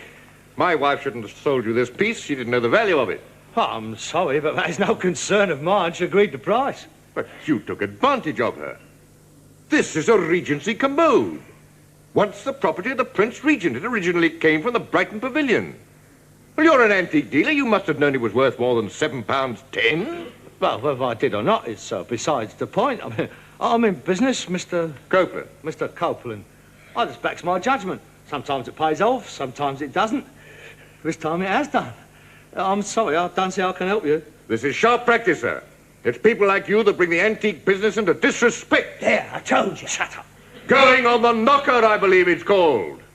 Terrorizing old ladies and innocent housewives into parting with their family heirlooms and paying them a pittance for it. Listen, Mush. You better be careful what you're saying. That's a very serious accusation, that is. I mean, and some of these old ladies, as you call them, they're the biggest con merchants in the world. I mean, bringing out all their Victorian crap and trying to pass it off as Georgian. I've been caught once or twice, I can tell you. I mean, we all have to learn the hard way. You just have to tell your wife to be more careful in the future. Harold, this is no Please, way to... don't interfere. I'm sorry, Mr. Copeland. Nothing I can do for you. Look, I must have this piece back. Certainly. I'm quite prepared to sell it to you. Sell it to me? I see. Well, I suppose I must offer you a reasonable profit. £15. Oh, come now. I mean, we all know what the piece is worth. So, sentiment means nothing to you. Market value, I suppose. Oh, very well. I'll not beat about the bush. I want it back. £150. Harold, £150. All right. Don't get out of your pram. This is worth twice as much as that. He's not doing me no favours. That's a good price. Now, you put that into an auction, you'll have to pay commission, and you have to take a chance on what it fetches. £150. Well, to show that I'm a reasonable man, I'll take it. You take a cheque? Certainly. Just write your name and address on it, but... Not a bad profit for a day's work, is it? Oh, well, that's the way it goes, isn't it? I can make arrangements to have the commode collected in the morning. No need for that. My son will bring it round today. No, thank you. I prefer to have it handled by experts. Your cheque, sir. And I warn you, if I hear of you doing anything like this again, I shall report you to the Antique Dealers Association. If I was a member, I would be quite concerned. You're a rogue, sir. I'll see myself out. 150 quid! You ought to be ashamed of yourself. No, don't stop that again. You used to have integrity. You used to be an honest dealer. I still am. I've done nothing dishonest. I've been very fair. I could have made a lot more than that. You could have been satisfied with a reasonable profit. Oh, you do make me laugh. You do. You and your working-class morality. You don't mind these property millionaires making a fortune, do you, eh? You don't mind them buying an acre of land for nothing and selling it for £2 million. No, you admire that. Oh, he has done well for himself, hasn't he? Yeah. What about that, eh? Knocking down Georgian houses and sticking up modern blocks of offices. That's all right. You can get a knighthood for that. When a bloke like me has it off for once in his life. Oh, no, that's all wrong. That's dishonest. Yeah, there's no need to cheat people. What do you mean, cheat people? I paid £7.10 for an article. I sold it for £150. That's 2,000% profit, right? Right. Right. Last week, you bought that suit off the old girl for £5 bob, and you sold it to that Pakistani across the street for a £5. How much profit is there in that? £4.15. Oh, no, there isn't. 2,000%, so up you for a stop. That's not the same thing. Of course that's the same thing. No, it's not. Everybody was satisfied with my deal. The Pakistani was delighted. First three-piece Harris tweed he'd ever worn in his life. You didn't tell him that +4s had gone out, did you?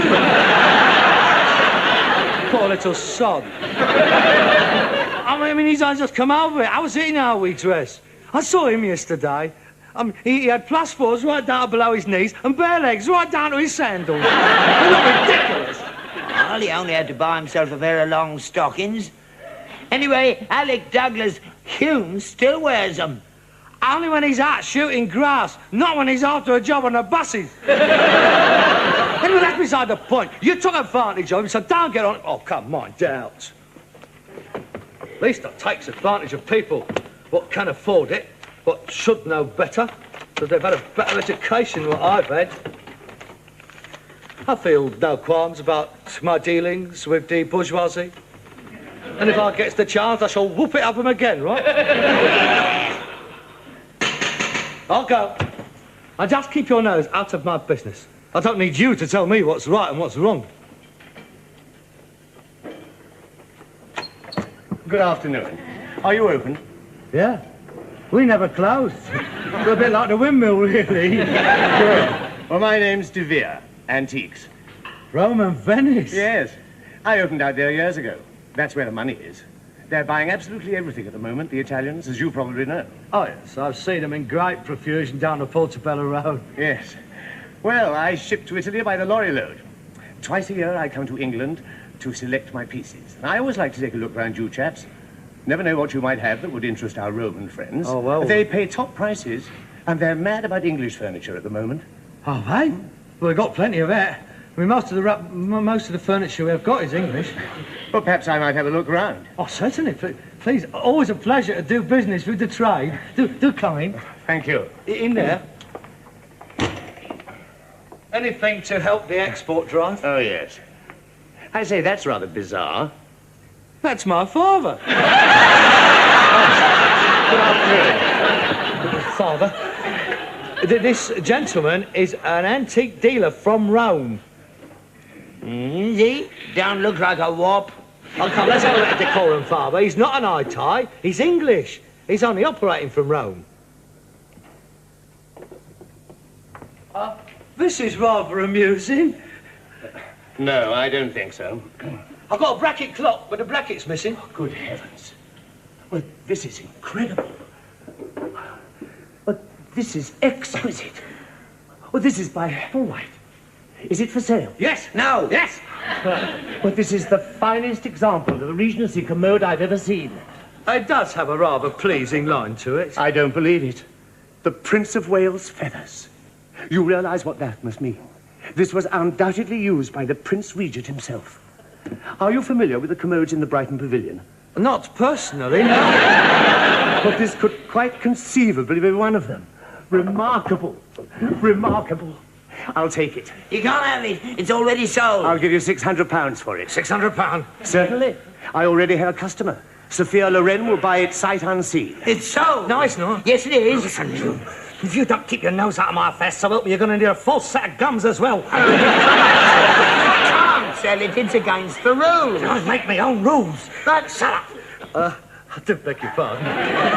my father's a little bit old-fashioned about these things. Well, of course, if you have already sold the piece, there's nothing more to be said. I wouldn't want to do anything unethical. Oh, no. It's quite all above board. It's just a little mistake. I'm sure it can all be sorted out. But I'm very interested in the piece. Perhaps if I call back in 2 days to ascertain if it's for sale? Oh, it will be. Will be.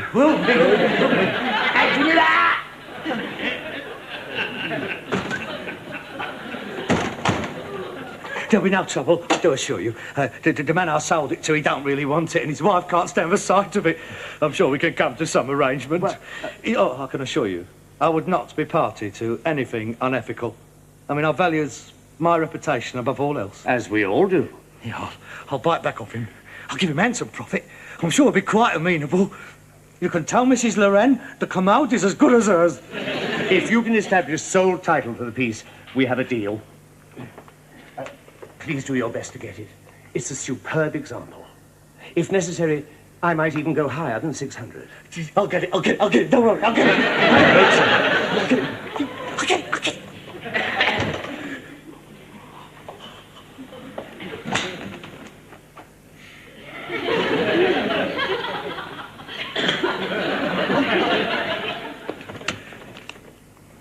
You can keep your mouth shut for a start.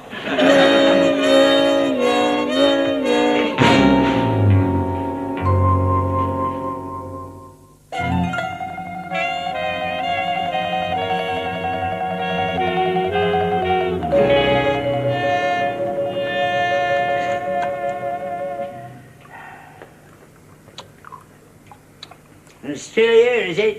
I thought Roman Fred was coming back for it yesterday. Well, he's a very busy man. I mean, he deals with other people besides me. He's got van loads to get, yeah. Hey, he's probably out scouring the country. He's probably left the country. What do you mean by that? Well, if he'd been so keen to buy it, he would have been back, wouldn't he? It's cost you a lot of money so far, hasn't it? No, not really. Oh, yes, it has. That first bloke had you by the short and curlies when I came back, didn't he? Him with the trash. 150 quid. 350 you had to give him to get it back, hadn't you? How did you know that? I thought you were supposed to have left the room in disgust. You was listening at the keyhole, wasn't you? Couldn't wait to write the cheque, could you? Well, I was naturally eager to conclude the transaction. Yeah, and you gave cash, too. You made it out for cash. Dicey, that was. No, of course not. I mean, he explained all that. But that was to avoid the possibility of capital gains tax. So that stands you in at £357.10 now. No, it doesn't. No, I'll bank the first cheque for £150 straight away. I mean, that afternoon. I'm not a fool, you know. At this moment in time, that commode has cost me £217, 10 shillings. As I'm about shortly to sell it to £600, I'm quite satisfied, thank you. Honestly, you're so dim at times. You really are. You're as thick as a donkey's dongler. You can't see it, can you? What? You've been conned. Conned? Oh, rubbish. You have. You've been turned over. They've had your trousers down. They're all in it together. Oh, good. The Berger bought it off the so-called husband and the Italian bloke. God, blimey, I have to spell it out for you, don't I? Right, look. They got this commode, see? So they wait for somebody like you to come by, and the woman calls you and have a look at it. She lets you have it all for £7.10, and you think you got a bargain, right? Now, the first bloke turns up, the husband, all indignant, shouting the odds that you've got a valuable commode that you've only given £7.10 for. And to prove how valuable it is, he's willing to buy it back off you for 150 quid. Oh, you're well satisfied. Now, they move in for the kill. The second bloke turns up, the antique dealer, the expert. He goes all frothy when he sees it. I must have it, I must have it. So he gets all your juices working away by offering you 600 quid. 4 times what you've already sold it for, providing that you can buy it back off the first bloke. Are you still with me? Right. Now they've got you. You with the little pound size jumping up and down in your eyeballs. You can't wait for the first bloke to come back to buy it back off him. Greed. That's what they count on. People that want something for nothing. So, first bloke comes back again in the morning. Of course, he don't want to sell. Surprise, surprise. You've got to offer him £350 before he agrees to sell. So, you give him a cash cheque, He nips straight round to the bank, cashes it, and you never see anything of them again. Simple. Like shelling peas. And you fell for it. I've never heard so much rubbish in all my life. When did you make that up? Last night, I was doing my yoga, meditating, and it come to me in a flash. I thought, they sent him to the cleaners, I thought, and served the greedy little bleeder right. It's very clever, but you've overlooked two things. I banked the first bloke's cheque for £150, and B, I still have possession of a very valuable Regency commode. Yeah, and you've overlooked two things too. A, I rang up this morning, and that cheque's been bouncing around the bank ever since you put it in. And B, while you was out, I had a bloke round to value that commode. And? £7.10. Made this year. He's looked at 14 of them this week. They're doing the district. You've been sucked in, mate, and blown out in bubbles. Yeah, that's right. You've lost £357.10, and serve you right. I've no sympathy. It's your own fault. If you hadn't been so greedy, they'd never have been able to work it. Them as lives by the sword. And fate! But I could have swore it was genuine. I mean, everything points to it. Everything I've been taught. Tell you what I'll do. I'll help you cut your losses. What? Well, I could be doing with that up in my bedroom. Come in handy cold nights. I'll buy it off you. How much for? £3.10. £3.10? He's worth twice that much. £4. £6.10. £4.15, that's my last offer. Oh, I'll tell you what. £4.17 and 6 without a po. What are you going to do with the po? I'm going to take it down to the Chelsea Antique Appreciation classes and show it to the teacher. He'll be ever so interested. Now I'm going to break it right over the bleeding teacher's head. Good night.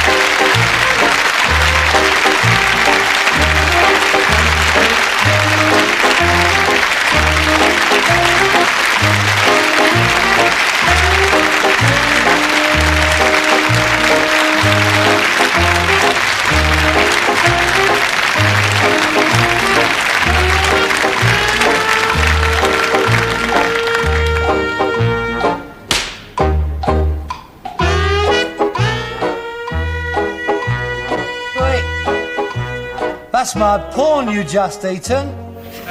Yeah? Oh, well, I'd moved it anyway. Now what do you think you're doing? I'm moving my queen. That ain't your queen, that's my bishop. The salt cellar's my queen. No, it ain't. The pepper pot's your queen.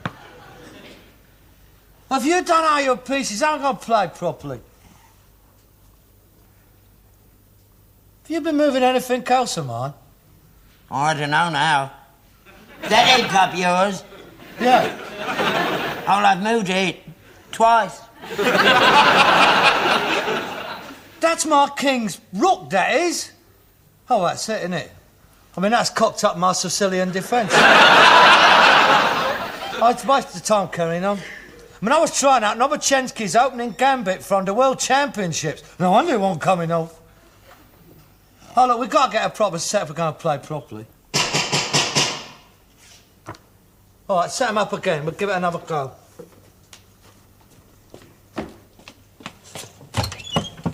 Does Mr. Albert Steptoe live here? Yeah, he does.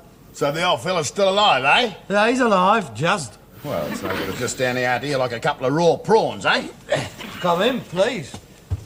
He's through there, in the lounge.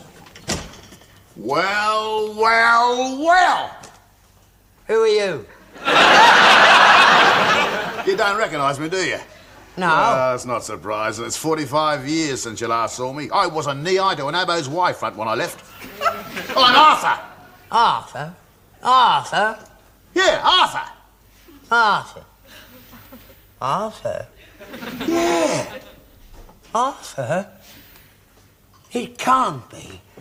Not Arthur. Arthur, yeah, Arthur! Harold, it's Arthur. Is it? I can't believe it after all these years. Little Arthur. Old fella, now don't get yourself upset. Let's have a Captain Cook at you. Yeah, I'd never forget you. A bit small, a bit older, but I'd never forget you. Arthur. Excuse me. Oh, Harold, this is your brother. I've got no brother. Yes, you have, son. Arthur. Arthur? Yeah, Arthur. He's your elder brother. I don't be daft. I'm an only child. I've always been an only child. Arthur's your step-brother. Mr. What do you mean, step-brother? Well, I met Arthur's mother before I met your mother. I see. And? Well, we was engaged for 6 years. And then one night I couldn't control myself anymore. And after that, she went off me. I'm not bloody well surprised. And then Arthur come along. But she wouldn't marry me. She got in the cricket club. She said athletics and marriage didn't mix. And then she got picked for the women's cricket team to Australia. Leg spinner she was. And I never saw her again. And then I met your mother, and that was that. A very nice story. That's very savoury. How many more little bastards you got spread round the world? Don't you talk to me like that! Well, you certainly used to put it around, didn't you? You never told me that you had another son. Well, so long ago. I haven't seen him since he was 2 years old. I never even knew if he was still alive. Well, I am alive and kicking. So you're my kid brother, eh? Such would appear. Well, I reckon this calls for a celebration. Does it? Yeah. Let's open up a few tubes of Foster's. I brought some with me. They said it was harder to find over here than an Arab at a bar mitzvah. I reckon your beer is flatter than a witch's tit. There you go. Have a real drink. To the Steptoe family. Long may it be reunited. To me 2 sons. Come on, Harold, drink up. Cheers. Oh, cripes, I needed that. My mouth was as dry as a kangaroo's jockstrap. There's so much I want to ask you, Arthur. But, first things first, where are you staying? Well, as a matter of fact, Pop, I haven't made up my mind yet. I've just fallen out of the flaming aeroplane. But I understand there's millions of doss houses up around the Earl's Court, so I suppose I'll make my way up there and... No, you don't want to do that. Why not? You can stay here with us. We ain't got no room. Of course we have. We'll make room. You don't want your brother staying with strangers. He's only arrived all the way from Australia. You can have Harold's room. Hey, wait a minute. Harold can put up a bed down here for the time being. Down here? That's very decent of you, Harold. I'm obliged to you. But Well, that's settled in. Ah, very nice. Oh, I must say, it's great to be back in the old country again. I can't tell you, Dad, what it means to me to meet you again. And young Harold, a fine boy. Yeah, a man needs roots. Roots? You're not stopping it. I mean long. I mean, it is a holiday. Well, as a matter of fact, I'm thinking of settling down here for good. I've been about a bit, you know. I've done a bit just about everything. Cattle droving, sheep shearing, walkabout, gold mining, pearl fishing. Oh, how marvellous. Yeah, it's much better than it is over here. You'll be bored to tears here. All we got here is the bingo and the telly. Yeah, it's rotten when the rainy season starts and all. Rain, love it, love it. When you've spent as long as I have in the outback, you've no idea how beautiful a drop of rain is. No, I'm getting a bit too long in the tooth for gallivanting. I think it's time for me to settle right down. And where better than in good old Pommy land with your old dad and your kid brother. Excuse me. How long are you going to keep my taxi waiting out here? Down the flaming crows, I forgot all about you. £5.10, please. £5.10? £5.10, and I turned the clock off when you got out of the cab. Yeah, maybe you did, but I think you turned the bastard on when I left Melbourne. It's still £5.10. What, to drive me from London Airport? I'm not a flaming darky, you know. It's still £5.10. £5.10. Harold, I don't seem to have any pommy money on me. I wonder if you'd mind paying Ned Kelly here. What, £5.10? Yeah, give the man the money, Harold. I'll give it back to you. Too right, as soon as I've cashed me traveller's checks. Of course he will. Oh, it's marvellous to see you again, Arthur. How's your mother? But very sad. Sorry to say the old woman passed on last month. Oh, dear. Oh, I'm very sorry. Yeah, it came as a great shock. Never been crook in her life. Active right up to the last. What happened to her? Keeled over with a half-shaved merino ram between her legs. New South Wales shearing championships it was. She would have won too. 39 seconds left and she only had the back legs to go. Oh, great tragedy. Yeah. Yeah, she was onto a whole carton of Swan Lager too. Not that that would have lasted long, you understand. Here, you want another? No, I'll go in here. Yeah. Did she ever marry? Oh, no, not her. She shacked up for a while with an eye-tie plonk grower, but he used to beat the bejesus out of her. And one night he come home, real Adrian Christie was, and she bashed him over the head with a bottle of his Vino Reddo. She loaded up the Ford and we didn't stop for 300 miles.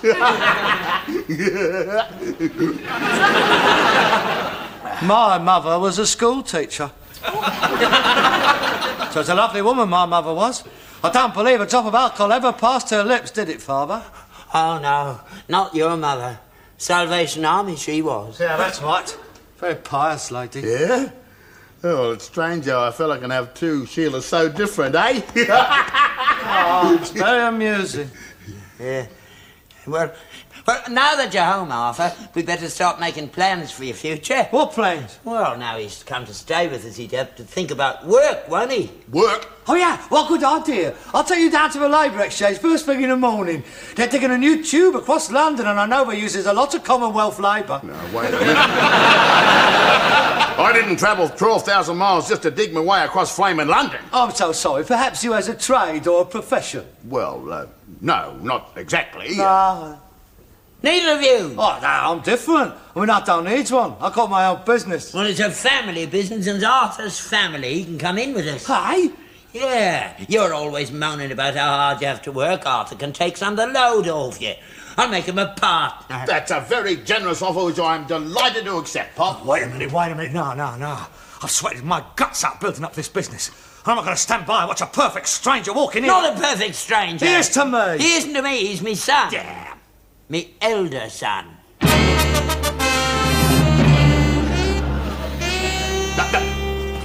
Leave him be, Bob. Leave him be. He'll get over it. That's come as a bit of a shock to the young fella, me turning up like that out of the blue. He's bound to be a bit jealous. I can't understand it after all I've done for him. Well, he'll get over it. Just give him time. In the meantime, I think I'll go upstairs and clean up a bit. But first, I'll pop outside and point Percy at the porcelain. And then, I'll tell you what I'll do. I'm going to take you and young Harold up to town and buy you some slap-up tucker in a bonza frog calf. Marvellous. Yeah, there's just one thing, Dad. I wonder if you could see your way clear to lending me a few quid. Just until I get me traveller's checks cashed, you understand? Of course. Anything you want. 5, 10? Yeah, I better make it 20. No, second, make it around 50, then I won't have to keep coming back to you. 50 it is. Oh, it's good to see you again, Arthur. You don't know what this means to me, having me two sons around me. You've made an old man very happy. Well, it's great to be back home, Dad. Oh, wait a minute. I got a little present for you.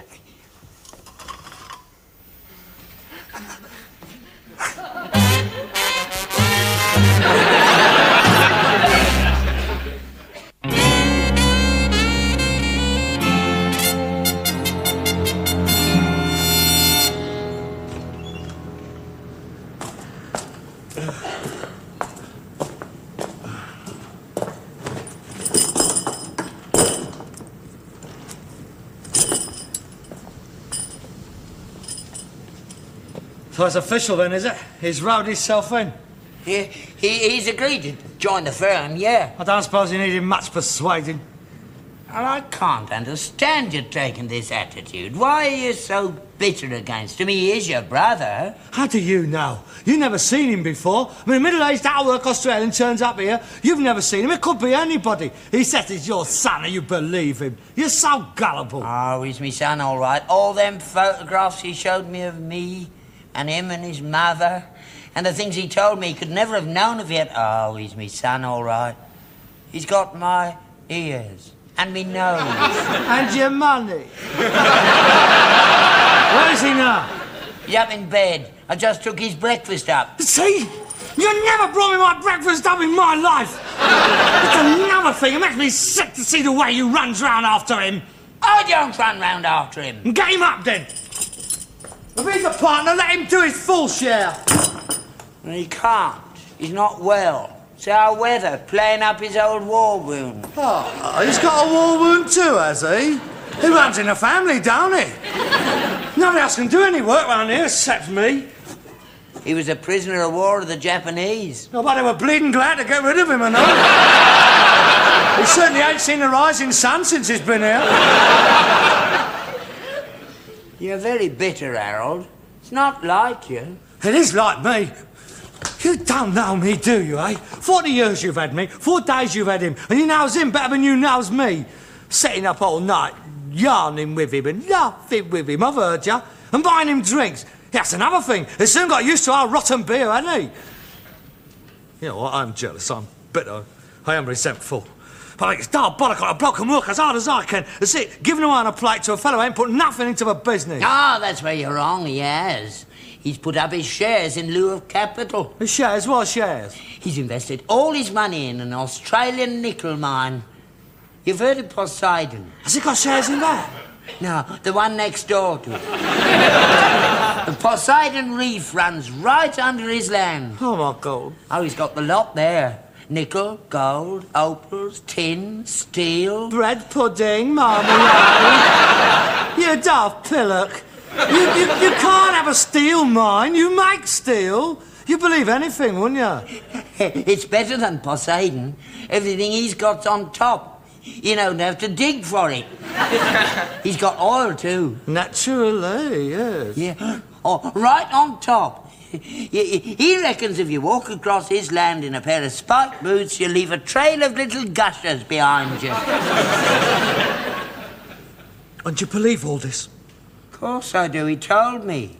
Daddy's a con man. He's a nebbish. He's a ponce. You don't like him, do you? No, I don't. I like him. He'll never give me no boomerang.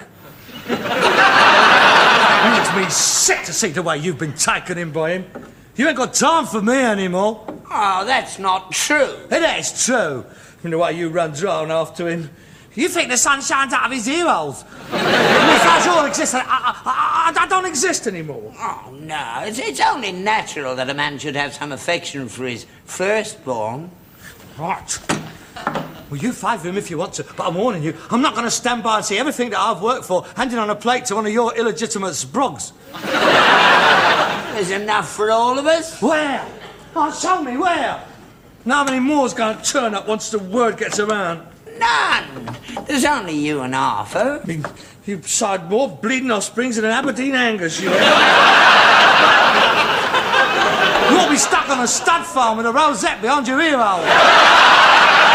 Then you'd have them all in a business, wouldn't you? We'll finish up with a bigger board than ICI's got. No, we won't. There'll only be the 3 of us. You've been very childish, Harold. Arthur's just the man for this firm. We've never had a good financial brain running the business. Thank you very much. I've managed perfectly well up to now. Well, Arthur says our books is in a shocking state. Oh, you sold him the books, have you? You had no right. I don't want every Tom, Dick or Harry knowing how much directors' fees I have been voted. Well, he says the first thing he wants to change is our in and out column. Oh, but he does. I'll put it all in. He takes it all out. He knows what he's talking about, does Arthur? And I don't. Well, I don't blame you. You do your best. It's only that Arthur, well, he's got a better education than you have. Everybody's got a better education than I have. I spent more time on the horse and cart than I ever did in school. Well, you didn't like school. You was always up in the wag. Well, that's no reason for not sending me. You should have made me go. I couldn't. You were too big. You were heavier than me when you was 11. I tried to make you to go to school, but you kept threatening to wallop me. What? When I was 11? Yeah, I was frightened of you. Couldn't control you. I tried to send you to Borstal, but they wouldn't have you. Again, thank you very much. What an idyllic childhood I did have. Well, it's true. It ain't true. I never stood a chance, mate. I mean, the number of times you says to me, I don't go to school today, it's a lovely day. Why don't you come out and around, get a bit of fresh air? No wonder I couldn't keep up. Well, you didn't used to mind. Of course I didn't mind. I was so far behind at school, it was humiliating. I was kept back in the same class for 3 years running. I was the only bloke in the juniors in long trousers. If I'd have got into the army, I never would have been able to learn to read and write. You crippled my mind, you did. And now you blame it all on me. And I could have been a doctor. Or a band leader or something. I always liked music. That's another thing you never helped me with. I mean, my teacher said that I was musically inclined and you ought to encourage me. But you wouldn't buy me a piano, would you? No. You taught me how to whistle instead. I brought you that piano off the round. It had 32 notes missing. I wouldn't even play chopsticks on it. Every time I did play, the lid used to fall right across my fingers. Aversion therapy, they call that today. No, mate, I never stood a chance. Well, it's no use blaming me for your own shortcomings. I'm Arthur's father, too, and he's doing all right. Oh, because he got away from you. Oh, I wish it'd been the other way around. I wish I'd have been the illegitimate one. I wish I'd have been taken away. If I'd amounted to something then, I could tell you. Would have turned out a bloody sight better than he is.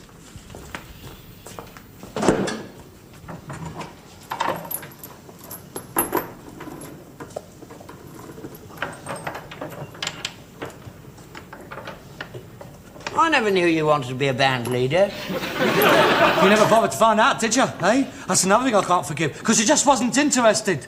You were more concerned with yourself than you was with my future. And now what little bit I've managed to build up for myself, you want me to share it with someone else. Well, it's not on, Dad. You're going to have to choose. It's either me or him. Oh, that's not fair, Harold. You can't ask a man to choose between his sons just like that. That's okay. It's dead simple. Either he goes or I goes. Make up your mind. I can't, Harold. Right, that's it. Harold! No, I should have gone years ago. I had to stay here and look after you. Well, it's different now. It's his turn. It's all changed. 40 years I've had you. It's his go. And God help you, mate. But what about the business? Let him run the business, if you can get him up, that is. Oh, no, Harold. Harold, he can't go now. Not now. It's time to go out on the round. I've completed my last round for this firm. Well, who's going to do it, then? May I suggest that you tippy-toe to the house and turf Wallaby Jim of the Islands out? Give him a mat, put him on a cart and let him get on with it. He won't be able to drive that horse. You know she won't go out with anyone but you. No one else can handle her. Then I suggest he sells some of his nickel shares and buys himself a kangaroo. He should be at home with one of them. He'll be able to hop round in no time. Now, Harold... Yeah. I'm starting that on my own. No, Harold. Goodbye. No, Harold, don't go. Come back. I need you. Yeah. You'll be back. What's that? Afternoon. Oh, the old war wound's playing me up again.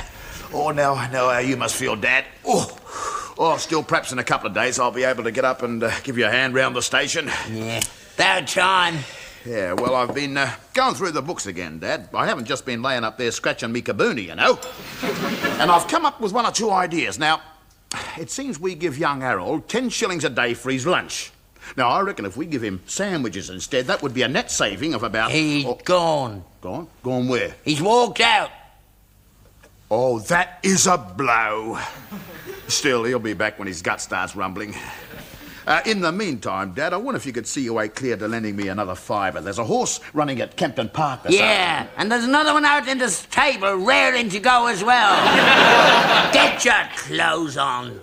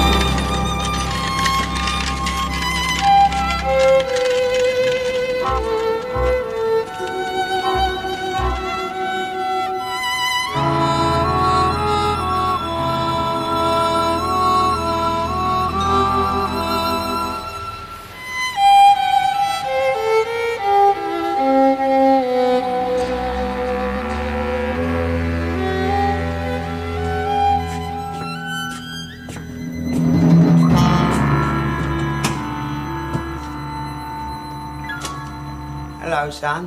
What's you doing there? I've been looking for you for 3 weeks now. Oh, yeah? Lonnie Jenkins told me where you were. The landlady let me in. I'll put a shilling in. There is no need to, thank you very much. I'm quite capable of taking care of my own beating. Well, what brings you in this neck of the woods, then? Well, I was worried about you. Haven't heard from you, and I was wondering how you were getting along. Oh, quite well, thank you. I'm doing very nicely. Staying on here, then? Oh, good heavens, no. This is only temporary accommodation. They'll find something more suitable. Now, I've seen a very nice little mews cottage what I'm thinking of renting. You're doing all right, then? Oh, yes. Yes, I'm very nicely. Business is coming on fine. You got a horse and cart, then? Oh, yes, I'm very pleased with it. It's a 4-year-old horse, 17 hands. It's a beautiful animal. I'm especially pleased with the cart. It's brand new, of course. Bigger than yours. But then I need to have it for the volume of trade what I'm doing. Oh, good.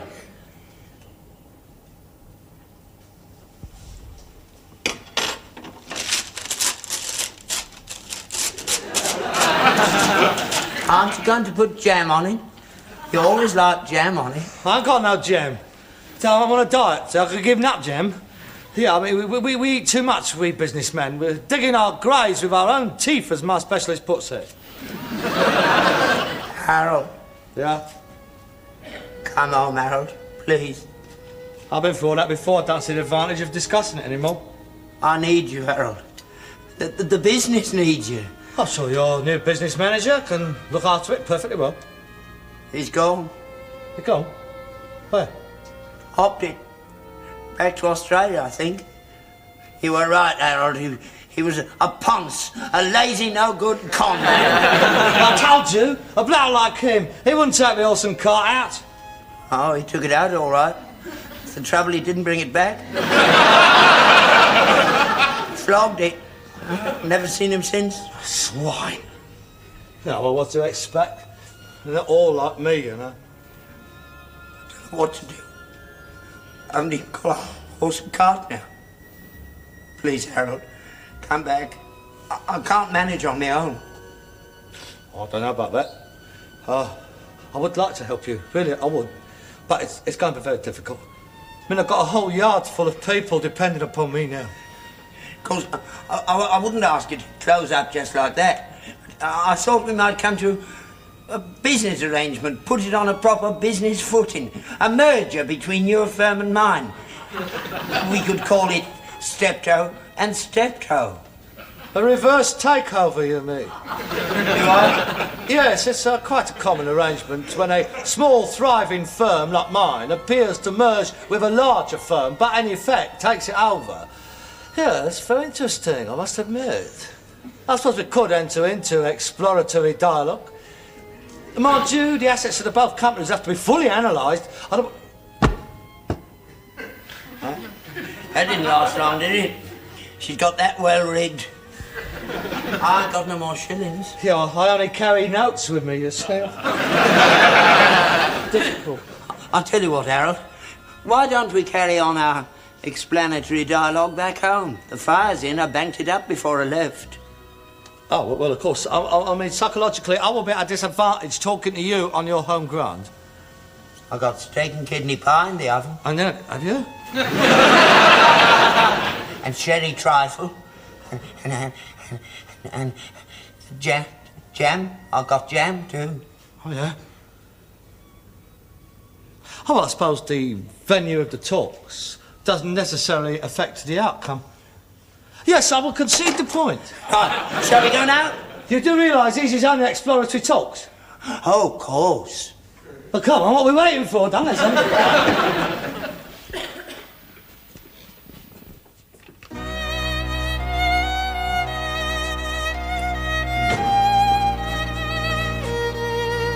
Here, you know my counter's going to have to go right through your books.